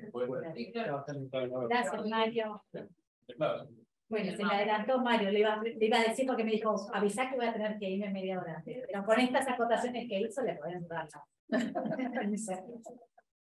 Bueno, vamos a nuestra última presentación. Bueno, la presentación ahora pertenece, digamos, a un representante, así te vamos a decir, Álvaro, de la sociedad civil. En realidad tenemos un grave problema porque tenemos un montón de organizaciones venezolanas que participan en muchas actividades con nosotros, por ejemplo, Belén, que también es aceptado más como público hoy. Pero bueno, Albert es la primera vez que venís a Flaxo, te damos la bienvenida. Albert Contreras es médico especialista en traumatología, egresado de la Universidad Central de Venezuela. Actualmente se desempeña como médico de planta en el Hospital de Berisso y en la Municipalidad de La Plata. Es presidente de la Asociación de Médicos Venezolanos en la Argentina y coordinador país de la Federación Internacional de Coalición por Venezuela, una red, ¿verdad?, de venezolanos en el exterior. Ambas organizaciones, obviamente sin fines de lucro, que apoyan al migrante venezolano en Argentina y en el mundo. Bueno, muchas gracias por estar acá. Muchas gracias a ti, Mercedes. Bueno, me presento, ya que soy el único que, al parecer, no es de la CONICET. Me impresiona durante las presentaciones que realmente no nos pusimos de acuerdo, pero todas las presentaciones van dirigidas hacia los mismos objetivos y tienen más o menos los mismos puntos a tratar. Me encanta. Agradezco la invitación de parte de nuestra asociación, debido a que, bueno, es uno de nuestros objetivos ser tomados en cuenta para el estudio, la discusión y la toma de decisiones en las políticas públicas que representan al migrante venezolano en Argentina y principalmente en la materia de salud. Para mi presentación, he decidido compartirles un poco la experiencia de la Asociación de Médicos Venezolanos en Argentina durante el último año, explicarles un poco nuestra visión del problema y también brindarle algunas soluciones a manera de discusión al final. A manera de introducción, somos una asociación civil sin fines de lucro que nuclea más de 2.000 médicos venezolanos en el país y que nació en el 2018 con el objetivo de discutir ante el Estado diferentes herramientas de inclusión social, principalmente relacionadas a la convalidación de nuestro título de médico. Sin embargo, en el tiempo, y de manera natural, fuimos asumiendo otras responsabilidades, o otros objetivos, incluidas responsabilidades sociales con migrantes venezolanos, representadas principalmente a través de jornadas de salud gratuitas que brindamos a esos migrantes venezolanos. Durante el último año realizamos 5 jornadas de salud donde atendimos 420 pacientes, a los cuales no solo logramos brindarle un acceso a la medicina, sino que también incluimos en el sistema de salud pública y adicionalmente nos sirvió de plataforma para aplicar nuestros estudios y nuestras encuestas y entender un poco más amplio la dimensión del problema y las barreras que tienen estos venezolanos para el acceso a la salud pública. Nuestra herramienta de estudios fueron encuestas de tipo conocimientos, actitudes y prácticas, donde realizamos aproximadamente 10 preguntas por cada una de ellas para entender un poco todo el proceso en conjunto. Es importante destacar que durante estas jornadas de salud, la población, las jornadas eran abiertas al público, pero los estudios sí tenían una población objetivo y era específicamente el migrante venezolano. Y es que creemos importante individualizar el conocimiento que tenemos sobre esa población particular para poder entender primero sus objetivos, luego sus problemas específicos para poder brindar soluciones más eficientes a todos esos problemas que tienen los venezolanos. Y en este orden de ideas teníamos un montón de datos que brindarles, pero ya los fueron brindando cada uno de ustedes, así que resalto el más importante, y es que el 80% de estos 420 personas tenían una profesión universitaria, y adicionalmente el 95% tenían al menos una secundaria completa. Eso los hace personas de alto valor para la sociedad, y le ofrece al Estado una oportunidad sencilla para integrarlo socioeconómicamente, porque esa integración socioeconómica está principalmente ligada a la convalidación de su título profesional y a su integración laboral en su área de experticia. Ahora bien, para poder entender las barreras de manera un poco amplia, tenemos que salirnos de ese binomio salud-enfermedad y ver la salud como un problema biopsicosocial, donde existen diferentes causas y diferentes factores, tanto económicos, sociales como culturales, que afectan la salud de un individuo, en este tema particular del migrante. Esto lo menciona la OMS como determinantes sociales de salud y los divide en 3 niveles principalmente. El primer nivel, un nivel estructural, que habla principalmente de las políticas de Estado, un nivel intermedio, que nos habla del acceso a las instituciones de salud, y un nivel proximal que toma al migrante como individuo, un nivel más personal. Nosotros lo traducimos en un nivel país, un nivel institucional y un nivel personal. Ahora bien, vamos a analizar cada uno de estos niveles y al final vamos a ofrecer algunas soluciones según nuestra visión, ¿no? A nivel país tenemos algo muy positivo, y es que tenemos una legislación muy integradora. Es decir, existen las herramientas para ofrecerle una integración socioeconómica adecuada a los migrantes venezolanos. Sin embargo, como ya se ha mencionado en las charlas anteriores, no se cumple a cabalidad esta legislación. Creemos nosotros que uno de los principales problemas es la característica federal del Estado argentino. Y esto hace que crear nuevas leyes y que sean aplicadas en cada una de las provincias del país es sumamente difícil, que no solo afecta nuestro nivel país, sino que también nos afecta a nivel institucional y a nivel personal, como veremos más adelante, ya que, por ejemplo, estas personas en las ventanillas, este personal administrativo, que es el primer contacto con el migrante venezolano, muchas veces se confunde de tanta información que tiene sobre las leyes de migrantes venezolanos. O de migrantes en general, y también afecta directamente al migrante, porque él mismo no conoce cuáles derechos tiene y por lo tanto no puede exigirlos. Esta confusión también se suma, a toda esta confusión también se suma una segmentación importante del sistema de salud, donde tenemos 3 sistemas, un sistema público, un sistema privado y uno semiprivado, que es donde mencionamos a las obras sociales, y que aparte tiene diferentes niveles de acción, a nivel nacional, a nivel provincial y municipal, sin una interconexión real entre ellos, o con muy pocas interconexiones entre ellos, y que confunde ampliamente al venezolano cuando va a acceder a ese sistema. De hecho, en nuestra encuesta realizamos una pregunta muy sencilla, y es: ¿qué documentaciones necesita el venezolano para entrar en el sistema de salud pública? Y únicamente el 8% pudo responder que no necesita ninguna documentación realmente para acceder a ese sistema de salud pública. Eso significa que el 92% de las personas esperan tener un documento legal en Argentina y pierden todo ese tiempo para acceder a la salud, cronificando los problemas de salud que ya traían desde Venezuela. A nivel país también vamos a mencionar la barrera de la economía, y es que Argentina en los últimos años tiene una crisis económica importante que nos afecta a todos por igual, y afecta al argentino en el acceso a la salud, pero es particularmente difícil para el venezolano, un venezolano que tiene un costo migratorio sumamente alto, que lo calculamos aproximadamente en unos $2.500, y que en años de sueldo mínimo significan 30 años de trabajo para ese venezolano para poder ahorrar esta cantidad de dinero. Si nos vamos a la población que llega a Argentina, que es realmente una población profesional, esto se reduce un poco a 8 a 9 años, donde ese tiempo muchas veces no se ajusta a la realidad ni cultural ni política que obliga a esa persona a irse del país. Así que termina incurriendo en la solicitud de préstamos y llegan a Argentina con una carga económica muy importante, donde entonces deciden enfocarse en la producción de recursos económicos y relegando en un segundo plano el acceso o la ocupación sobre su propia salud, cronificando los problemas que ya traían desde Venezuela. Por último, a nivel país vamos a hablar de la política. Y es que entendemos que el Estado venezolano tiene una incompetencia para poder brindarle a los venezolanos los documentos necesarios para una migración legal y ordenada. Es por eso que creemos que todos los países deberían generar facilidades para la regularización del estatus migratorio y con ello la integración social real de las personas a todos los sistemas, a todos los servicios públicos del país. La razón es que cuando no hay esas facilidades, simplemente incrementas la dificultad de esa persona para integrarse socialmente. Y en caso de poner barreras para el acceso, como por ejemplo está sucediendo en Perú, que es un tema muy interesante, bueno, lo que obligas al individuo es a tratar de bordear la ley e entrar irregularmente en el sistema, y al final incrementas también la dificultad para el acceso. Entonces, nosotros creemos que Argentina tiene o ha intentado ofrecer facilidades a los venezolanos para regularizarse desde el punto de vista migratorio y para acceder a todos los sistemas de salud, a todo el sistema público, a todos los sistemas de servicios públicos.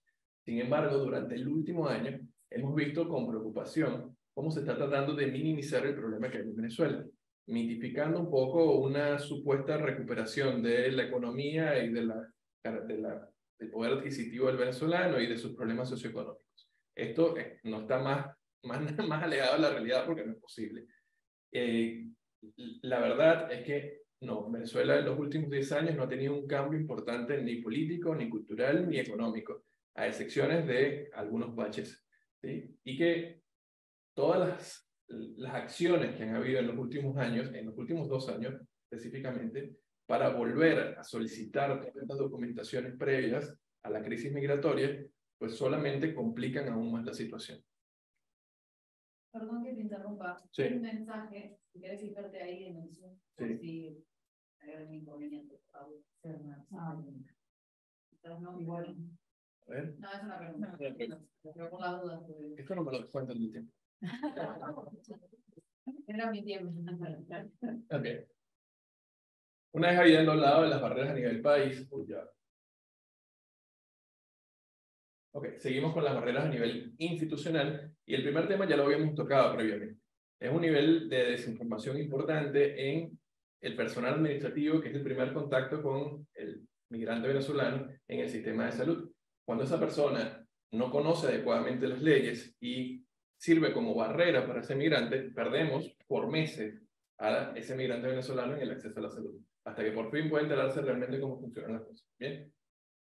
Un segundo punto, y creo que es el más importante que pudimos determinar a través de nuestra encuesta, es el flujograma de atención en Argentina es bastante adecuado. Es decir, uno va a una atención primaria en salud, de ahí te derivan a hacer estudios secundarios y luego a una atención con un especialista. Eso no funciona de esa manera en Argentina, y creemos que, en Venezuela, eso no funciona de esa manera en Venezuela, y creemos que hemos exportado un paradigma de nuestra atención. Y es que la atención primaria en Venezuela es vista como una atención de segunda mano. ¿Por qué? Porque está principalmente topada de una medicina, que es la medicina integral comunitaria, que fue politizada en algún momento y sirvió de choque contra los médicos tradicionales hace muchos años. Entonces, cuando vamos a la encuesta, nosotros nos damos cuenta que de todas las personas que intentaron acceder al sistema de salud pública, solamente el 17% lo hicieron comenzando con la atención primaria de salud. Eso quiere decir que el otro 83% recibió una barrera directa cuando intentó bypassar el sistema y saltar directamente a los hospitales, porque te regresan a solicitar una derivación. Entonces perdemos el tiempo del turno que inicialmente solicitaste para el hospital, luego el tiempo del turno de la atención primaria de salud y nuevamente en la atención especializada. Entonces, esto sumado al tiempo de espera que ya de por sí está incrementado en el sistema de salud pública argentino, calculando aproximadamente entre 3 y 10 meses para algunas prácticas, incurre luego en complicaciones de las enfermedades crónicas de estos pacientes, creando después discapacidades que al final van a incrementar aún más la dificultad para su integración social. Por último, en este punto, si bien el nivel personal es muy amplio, vamos a tratar de tocar un poco más la parte psicológica del individuo. La barrera a nivel personal está muy bien identificada, ese amor y esa necesidad de lo propio como un mecanismo de defensa al duelo de salir del país o de esa migración. Eso quiere decir que esa persona o ese migrante venezolano espera conseguir en el centro de salud una atención similar a la que tenía en Venezuela y probablemente espera ser recibido por un médico venezolano. Ellos, ante esto, y esto está demostrado, esto lo demostramos nosotros, cuando examinamos ese último, les había comentado que había un 80% que accedía al sistema de salud pública. Bueno, hay un 20% que accede al sistema de salud privada. Y de ese 20%, el 98% acude a centros o policonsultorios que son atendidos por venezolanos, cuando el costo de la consulta es igual que en cualquier clínica de Buenos Aires, donde quizás te puedan ofrecer incluso una mejor atención por la experticia de los médicos que se encuentran en esas clínicas. Entonces, esa diferencia, cuando la estudiamos un poco más en profundidad, notamos que realmente no hay una diferencia teórica o técnica en la atención médica. Lo que hay es una diferencia en el trato y en la relación médico-paciente, donde hay una, expresado por ellos mismos, una mayor empatía de este médico venezolano y una relación más estable de amistad prácticamente con el paciente. Nosotros lo identificamos como, o tenemos dos factores que creemos que influyen en esto. La primera es la obligatoriedad de todos los médicos venezolanos de tener un año de medicina rural, donde compartes de manera muy cerrada con una población de 50, 40 familias y prácticamente te formas como familia de esa población total, incrementando un poco el rapport social que tienes al interactuar con los pacientes. Y el segundo punto que vemos importante para explicarlo es la industria de la demanda, que en Argentina está sumamente evolucionada o avanzada, con cifras del Colegio de Médicos donde hay hasta 4 demandas anuales por cada 10 médicos, es decir, un montón. Esto no sucede en Venezuela, así que esa barrera que intenta colocar el médico para evitar ser demandado, en Venezuela no existe, porque no tenemos demanda, tenemos 1 por cada 2.000, una diferencia abismal. No entiendo, perdón, no entiendo qué significa la demanda. Judicial. La demanda judicial. Demanda judicial. Sí, sí. Y no muchas veces malas prácticas, malos tratos. En general, demandas judiciales a estos médicos. Aquí está muy acrecentado. Como ves, son 4 denuncias por cada 10 médicos de manera anual. Un montón. En Venezuela no existe. ¿Cómo? Lo dice el Colegio de Médicos de la provincia de Buenos Aires. Sí. Por último, consideramos que a nivel personal también el estudiante de medicina o las facultades de medicina deberían agregar un estudio particular para la medicina inmigrante, tratar de conocer las poblaciones migrantes en Argentina, sus problemas particulares y cómo resolverlos o cómo por lo menos ofrecerle contención para que luego sea atendida en un nivel superior de estudios, que probablemente lo hacen, pero bueno, hay que reforzarlo un poco y adaptarlo también al dinamismo que han habido en los últimos años. Dicho todo esto, nosotros identificamos el principal problema para el acceso a la salud, el acceso a la información, donde creemos que el gobierno y las diferentes organizaciones civiles tienen la responsabilidad de brindar al migrante información sobre sus derechos, leyes, sobre el programa de atención y sobre estas organizaciones que sirven de contención para finalmente brindar acceso a la salud. Y también información para las personas de la ventanilla, el personal administrativo, curando algunos mitos sobre las migraciones, informándolos en las leyes para poder informar adecuadamente al migrante de manera inicial cuando accede al sistema de salud. Bueno, si bien nosotros creemos que entender el problema es el principio para poder conseguir las soluciones, nos gustaría o nos encantaría que todas estas reuniones se enfocaran principalmente en las soluciones. Así que aquí les traemos algo. Estás en buen lugar. Sí. Eso siempre Lo primero, creemos que se debe incluir mucho más al migrante y al migrante venezolano en esta charla particular, en la toma de decisiones sobre políticas públicas, ya que le damos una visión desde adentro y un poco diferente del problema y conseguimos soluciones más adaptadas a lo que las personas o lo que ese migrante realmente quiere. Es un poco difícil verlo desde afuera. Lo segundo es aumentar el financiamiento de las organizaciones sociales.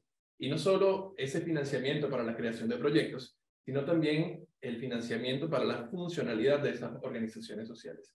Y es que muchas veces los trabajos o todo el esfuerzo que realizamos las organizaciones sociales está supeditado al tiempo que podamos tener por encima de todos nuestros trabajos y la producción de nuestros recursos. Por lo tanto, creemos que podemos aumentar un montón la cantidad de trabajo que realizamos si pudiéramos tener algún tipo de financiamiento para funciones propias. Además, creemos que debemos crear un programa de información en conjunto con el gobierno de Buenos Aires, con el gobierno de Buenos Aires, el gobierno de Argentina, perdón, para instruir a todos estos migrantes utilizando nuestros medios de difusión, que son sumamente eficientes, para comunicarle al migrante venezolano y a otros migrantes en el país. Y así también utilizar este programa de información para capacitar al personal administrativo en las instituciones de choque. Por último, y con esto termino, creo que es importante individualizar los objetivos y los problemas de cada una de las poblaciones migrantes. Si bien nosotros apoyamos la hermandad que se forma entre todos los migrantes en el país, sí entendemos que cada una de las poblaciones migrantes tienen problemas diferentes.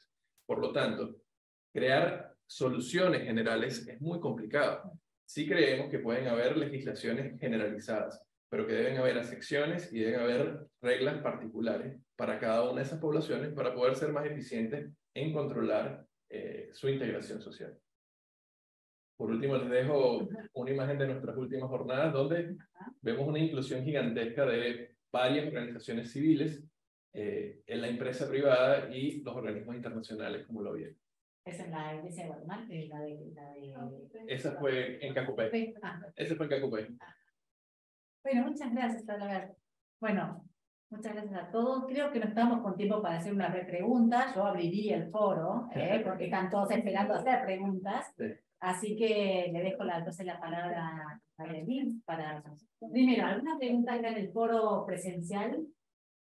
Sí, hay muchas preguntas en... Pero acá, si tenemos alguna... Sí, bueno, pero a ver, si vos tenés alguna presencia, vamos. Pero primero agradecerles la presencia del expositor y expositora, ha sido una reunión sumamente rica.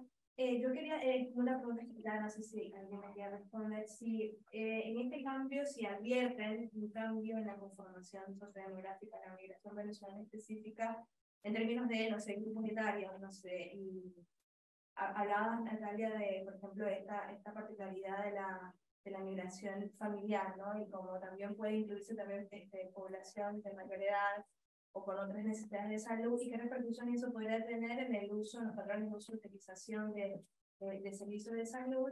Y también pensando en esa otra cosa que tiene que ver con la importancia de la inserción laboral y del empleo formal como forma de acceder al sistema de obras sociales y les prepara, ¿no? Hay una población, no sé, poner más de 50 años, en la que se le hace muy difícil insertarse en el mercado laboral y como consecuencia debe usar el sistema público de salud y hablar de las dificultades para insertarse en el sistema previsional social en Argentina, porque es un sistema tensionado ya por las condiciones propias del país. Entonces, quisiera ver si tienen alguna reflexión al respecto.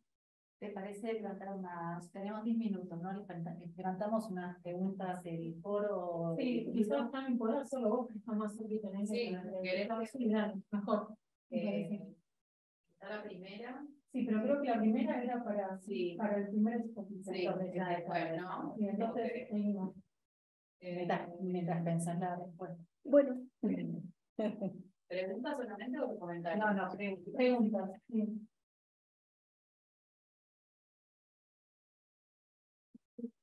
¿Quieren que vamos contestando sí. esto? Sí. A ver, ¿quiere comentar algo? Bueno, yo tengo un comentario a modo de preguntador, digamos. Hoy trabajar salud general y sexualidad, que la pregunta de la sexualidad es como doble. La sexualidad es una vía de posibles cuestiones de salud, o sea, desde el VIH, ITS, embarazo, no sé qué, a una vía de acceso a la ciudadanía, porque una de las estrategias para acceder a la salud es acceder al mercado de trabajo normal, otra es casarse, o conseguir una pareja, a partir de la cual, digamos, acceder a estatus de residencia, de ciudadanía y de derecho. Entonces digo, para que lo piensen ustedes que trabajan en estas cosas, ¿no? El tema de la sexualidad, de la orientación sexual, las prácticas sexuales, el trabajo sexual, todo lo que tiene que ver con el sexo, a la hora de pensar la migración es clave. Digamos, se dejo como inquieto. Pero en Argentina no pasa eso, no es necesario para una persona acceder a casarse o a... No, wow, emparejarse, pero si vos podés acceder a la obra social de tu pareja, cuando hay un reconocimiento formal de esa relación de pareja, ya sea de casamiento, unión civil, cohabitación, reconocimiento de lo que sea, porque si la estrategia de lo sexual es una clave también a la hora de pensar cualquier tipo de migración. Igual está pensando en la migración más allá de lo venezolano, más allá de los países limítrofes que obviamente tienen acceso, digamos, muchos otros países. Lo que es interesante de lo que dice Mario es que si nos referimos al proceso de Quito, digamos, además del COVID, la única enfermedad que está directamente regulada en el capítulo de Santiago, una de las reuniones, es el VIH, que se solicita una acción interestatal para implementar medidas coordinadas para la atención del VIH y de ninguna otra enfermedad. O sea, que ahí hay algo. Pero particularmente hago este comentario porque hay una estigmatización. Actualmente la población de las mujeres venezolanas migrantes relacionadas a esta actividad en otros países. Entonces sí es algo que hay que tener presente con cuidado, porque se puede más bien promover esta estigmatización de que por ser venezolana se hace este tipo de oficio, y es algo que pasa en todas las poblaciones migrantes, no es exclusivo, ¿no? Por eso hace Igual yo me refería a la sexualidad secas, digamos, ¿no? Es decir, enamorarse, juntarse. La estigmatización y la discriminación alta por este tema, entonces por eso digo que por ahí no sé si algo han podido ver, que acá en Argentina no se ve en la población venezolana. Estoy en la población de ser mujer migrante, por eso estoy bastante informada del tema, y digo que sí, cuando se habla de esto, por ahí tenemos el conocimiento de qué está pasando. Es uno de los problemas que está pasando con la comunidad migrante venezolana en otros países, que por lo menos acá no se ve. Está bien. Bueno, creo que tenemos una pregunta más. Tenemos una pregunta del Zoom. Dice, buenas tardes. Pregunta, ¿hay algún análisis para la atención primaria de salud para aquellos migrantes fronterizos varados en la frontera de Perú a raíz de la emergencia fronteriza decretada? Madeline Monzón, Asoben, gracias. Hay estudios de frontera sobre la atención de salud en puntos frontera. No me acuerdo si específicamente, pero hay, por ejemplo, en esa fuente, en esa plataforma, hay estudios estadísticos sobre eso. Ahí quizás se refiere, ¿verdad?, a la situación actual de los soldados venezolanos en la frontera peruana y chilena, que es una situación, la verdad, bastante complicada. Están tratando de hecho es una situación que ha generado conflictos entre los estados de Chile y Perú, de quién se hace cargo de qué y a quién va a pasar quién. Entonces yo creo que ahí quizás no tengo idea recientemente de qué tipo de atención hay, pero seguramente hay la intervención de organismos internacionales que deben proveer de ciertas atenciones básicas de salud a esa población. Hay una cantidad de población migrante venezolana y haitiana varada en la frontera, y que bueno, eso es una situación muy compleja que no nos afecta directamente, pero que está bastante cercana también a la región. Y con respecto a ese tema en particular, se les fue tanto de las manos el control de las enfermedades que comenzaron a aflorar de nuevo enfermedades infecciosas como la tuberculosis, que es un problema muy particular en este momento. Ahora, al final, esas mismas regularizaciones migratorias que aplicaron tanto los chilenos como los peruanos tuvieron que retrocederlas y están atendiendo a estos pacientes de manera gratuita porque van a terminar contagiando al resto de la población. Entonces terminan creando un problema por la producción de vulnerabilidad. Claro. Esto. Generas problemas. Claro, porque ¿qué se está viendo? Se está viendo que muchas personas, por ejemplo, las organizaciones sociales que están radicadas en Chile, que intentaron estudiar el problema, se dan cuenta que el migrante en general, porque no solamente era venezolano, no accedía al sistema de salud para no ser deportado, para que no tuviera problemas con las multas, para no tener problemas con migraciones luego, etc. Entonces terminaban acrecentando un problema tan grave como la tuberculosis, que al principio algo que puedes llevar, pero de la noche a la mañana comienza a ser sumamente grave y cae incluso en niveles de urgencia médica. y contagias al resto de la población de una manera abrumadora. Entonces, bueno, sí tuvieron que hacer algo en las fronteras y fue echar para atrás la decisión del control estricto y comenzar a hacer atención en salud al migrante. Si quieren que comente la pregunta. Sí, en el informe sobre migración venezolana que creo que puse en la primera, hay una desagregación en temas de grupos de edad. Yo no tengo los datos actuales, ahora cuando hagamos la ENMA 2020-23, después te voy a poder responder mucho mejor esta pregunta, pero en principio por ahora, a lo sumo lo que vemos es que se puede hablar de que empieza a modificarse un poco el patrón migratorio en términos tanto etarios como de nivel educativo, es decir, empiezan a llegar en los últimos años hasta Argentina y también incluso por todas las movilidades intrarregionales, población venezolana que no tiene el mismo perfil sociocultural y educativo que tenía la primera, digamos, grupo que vino entre 2000, que se incrementa desde 2015. Y también en general, lo que vemos, la verdad que no lo tengo como para confirmar en valores, sí que hay, bueno, la conformación de la migración familiar es muy compleja, porque no siempre son familias que vienen juntas, sino hay mucha separación familiar, separación en distintos países, y con proyecciones de incorporación familiares paulatinas, ¿no? Se van trayendo primero los hijos, después los primos, después algunos de los padres, digamos, hay que ese proceso me parece que también empieza expuesto, o sea, un par de años después del proceso de instalación, empieza a hacer la aproximación del resto de la familia. Yo tenía otras cosas que decir, pero que me las anoté, que quería pensar en tema de esto de las recomendaciones o las cuestiones a decir.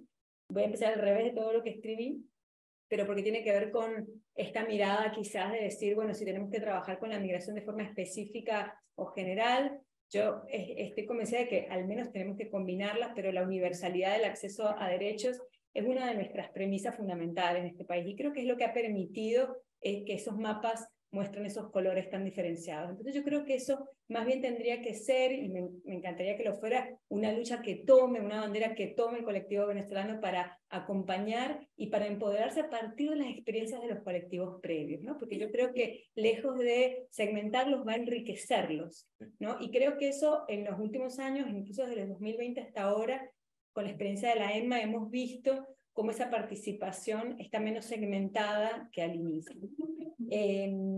Y también hay que tenerlo en cuenta porque los retrocesos en acceso a derechos están a la orden del día. Y no nos olvidemos que en 2018, no sé qué, hubo una intención de que desde el sistema de salud se indicara los temas de irregularidad migratoria cuando se residían. Es decir, que justamente de forma opuesta a lo que la ley decía, se le incentivaba a los médicos por una aplicación, y todo el tema de la digitalización del acceso también tiene que ver con las brechas, de los quizás nuevos venezolanos que se aproximen, que no tengan todo ese capital cultural para poner sobre la mesa, y se solicitaba un poco, entre comillas, una denuncia. Se decía que no era una denuncia, sino era para poder ayudar a regularizar, pero ese equilibrio es muy fino. Entonces, bueno, mi postura un poco es más bien lo contrario. Yo creo que ese proceso, ojalá que sea más bien de integración y no de segmentación. Después quería acompañar esto de la idea de los datos, eso es mi tema, sí, por favor, mi sesgo de los datos. La experiencia, por ejemplo, cuando trabajé con la base de datos abierta de COVID, de vacunas, yo pedí COVID, dengue, vacunas, siempre les pido, el Ministerio de Salud ya me conoce, les pido un montón de datos.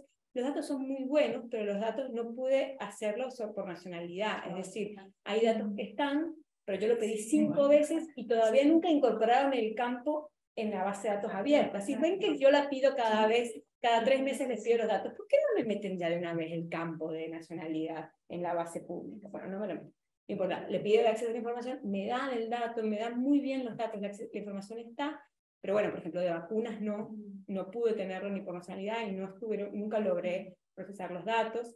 Entonces, bueno, ahí hay como todo un trabajo que sé que está incorporándose, pero que me parece que es importante, porque lo que además no hay es un monitoreo transversal de la migración en general desde el Estado. Por ejemplo, desde los derechos humanos. Yo diría, desde los derechos humanos tenemos que ver todos los indicadores de acceso a derechos de los grupos, de distintos grupos, y entre ellos la población migrante de los distintos derechos. Bueno, eso, esa transversalidad falta.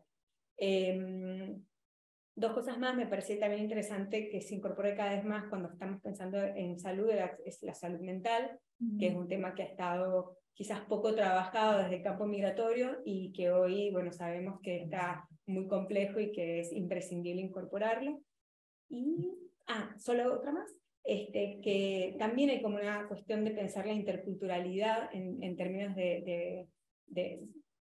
del acceso a la salud, y a mí me parece que, por ejemplo, hay experiencias muy interesantes con otros colectivos migratorios, como el haitiano, que se han hecho en San Pablo, en Chile, sobre facilitadores interculturales, mediadores, también con pueblos originarios que se han hecho acá en otras provincias, y que creo que por ahí se puede trasladar a los espacios de salud, como ahí sí quizás políticas también a veces más específicas.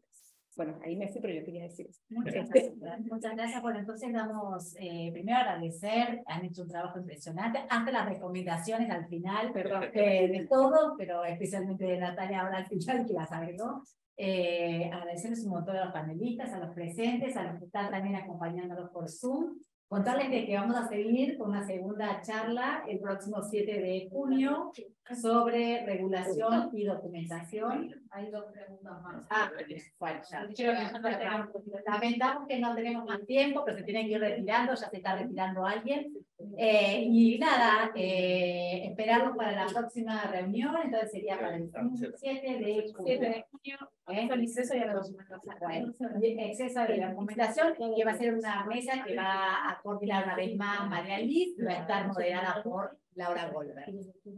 Bueno, Muchas gracias. Gracias.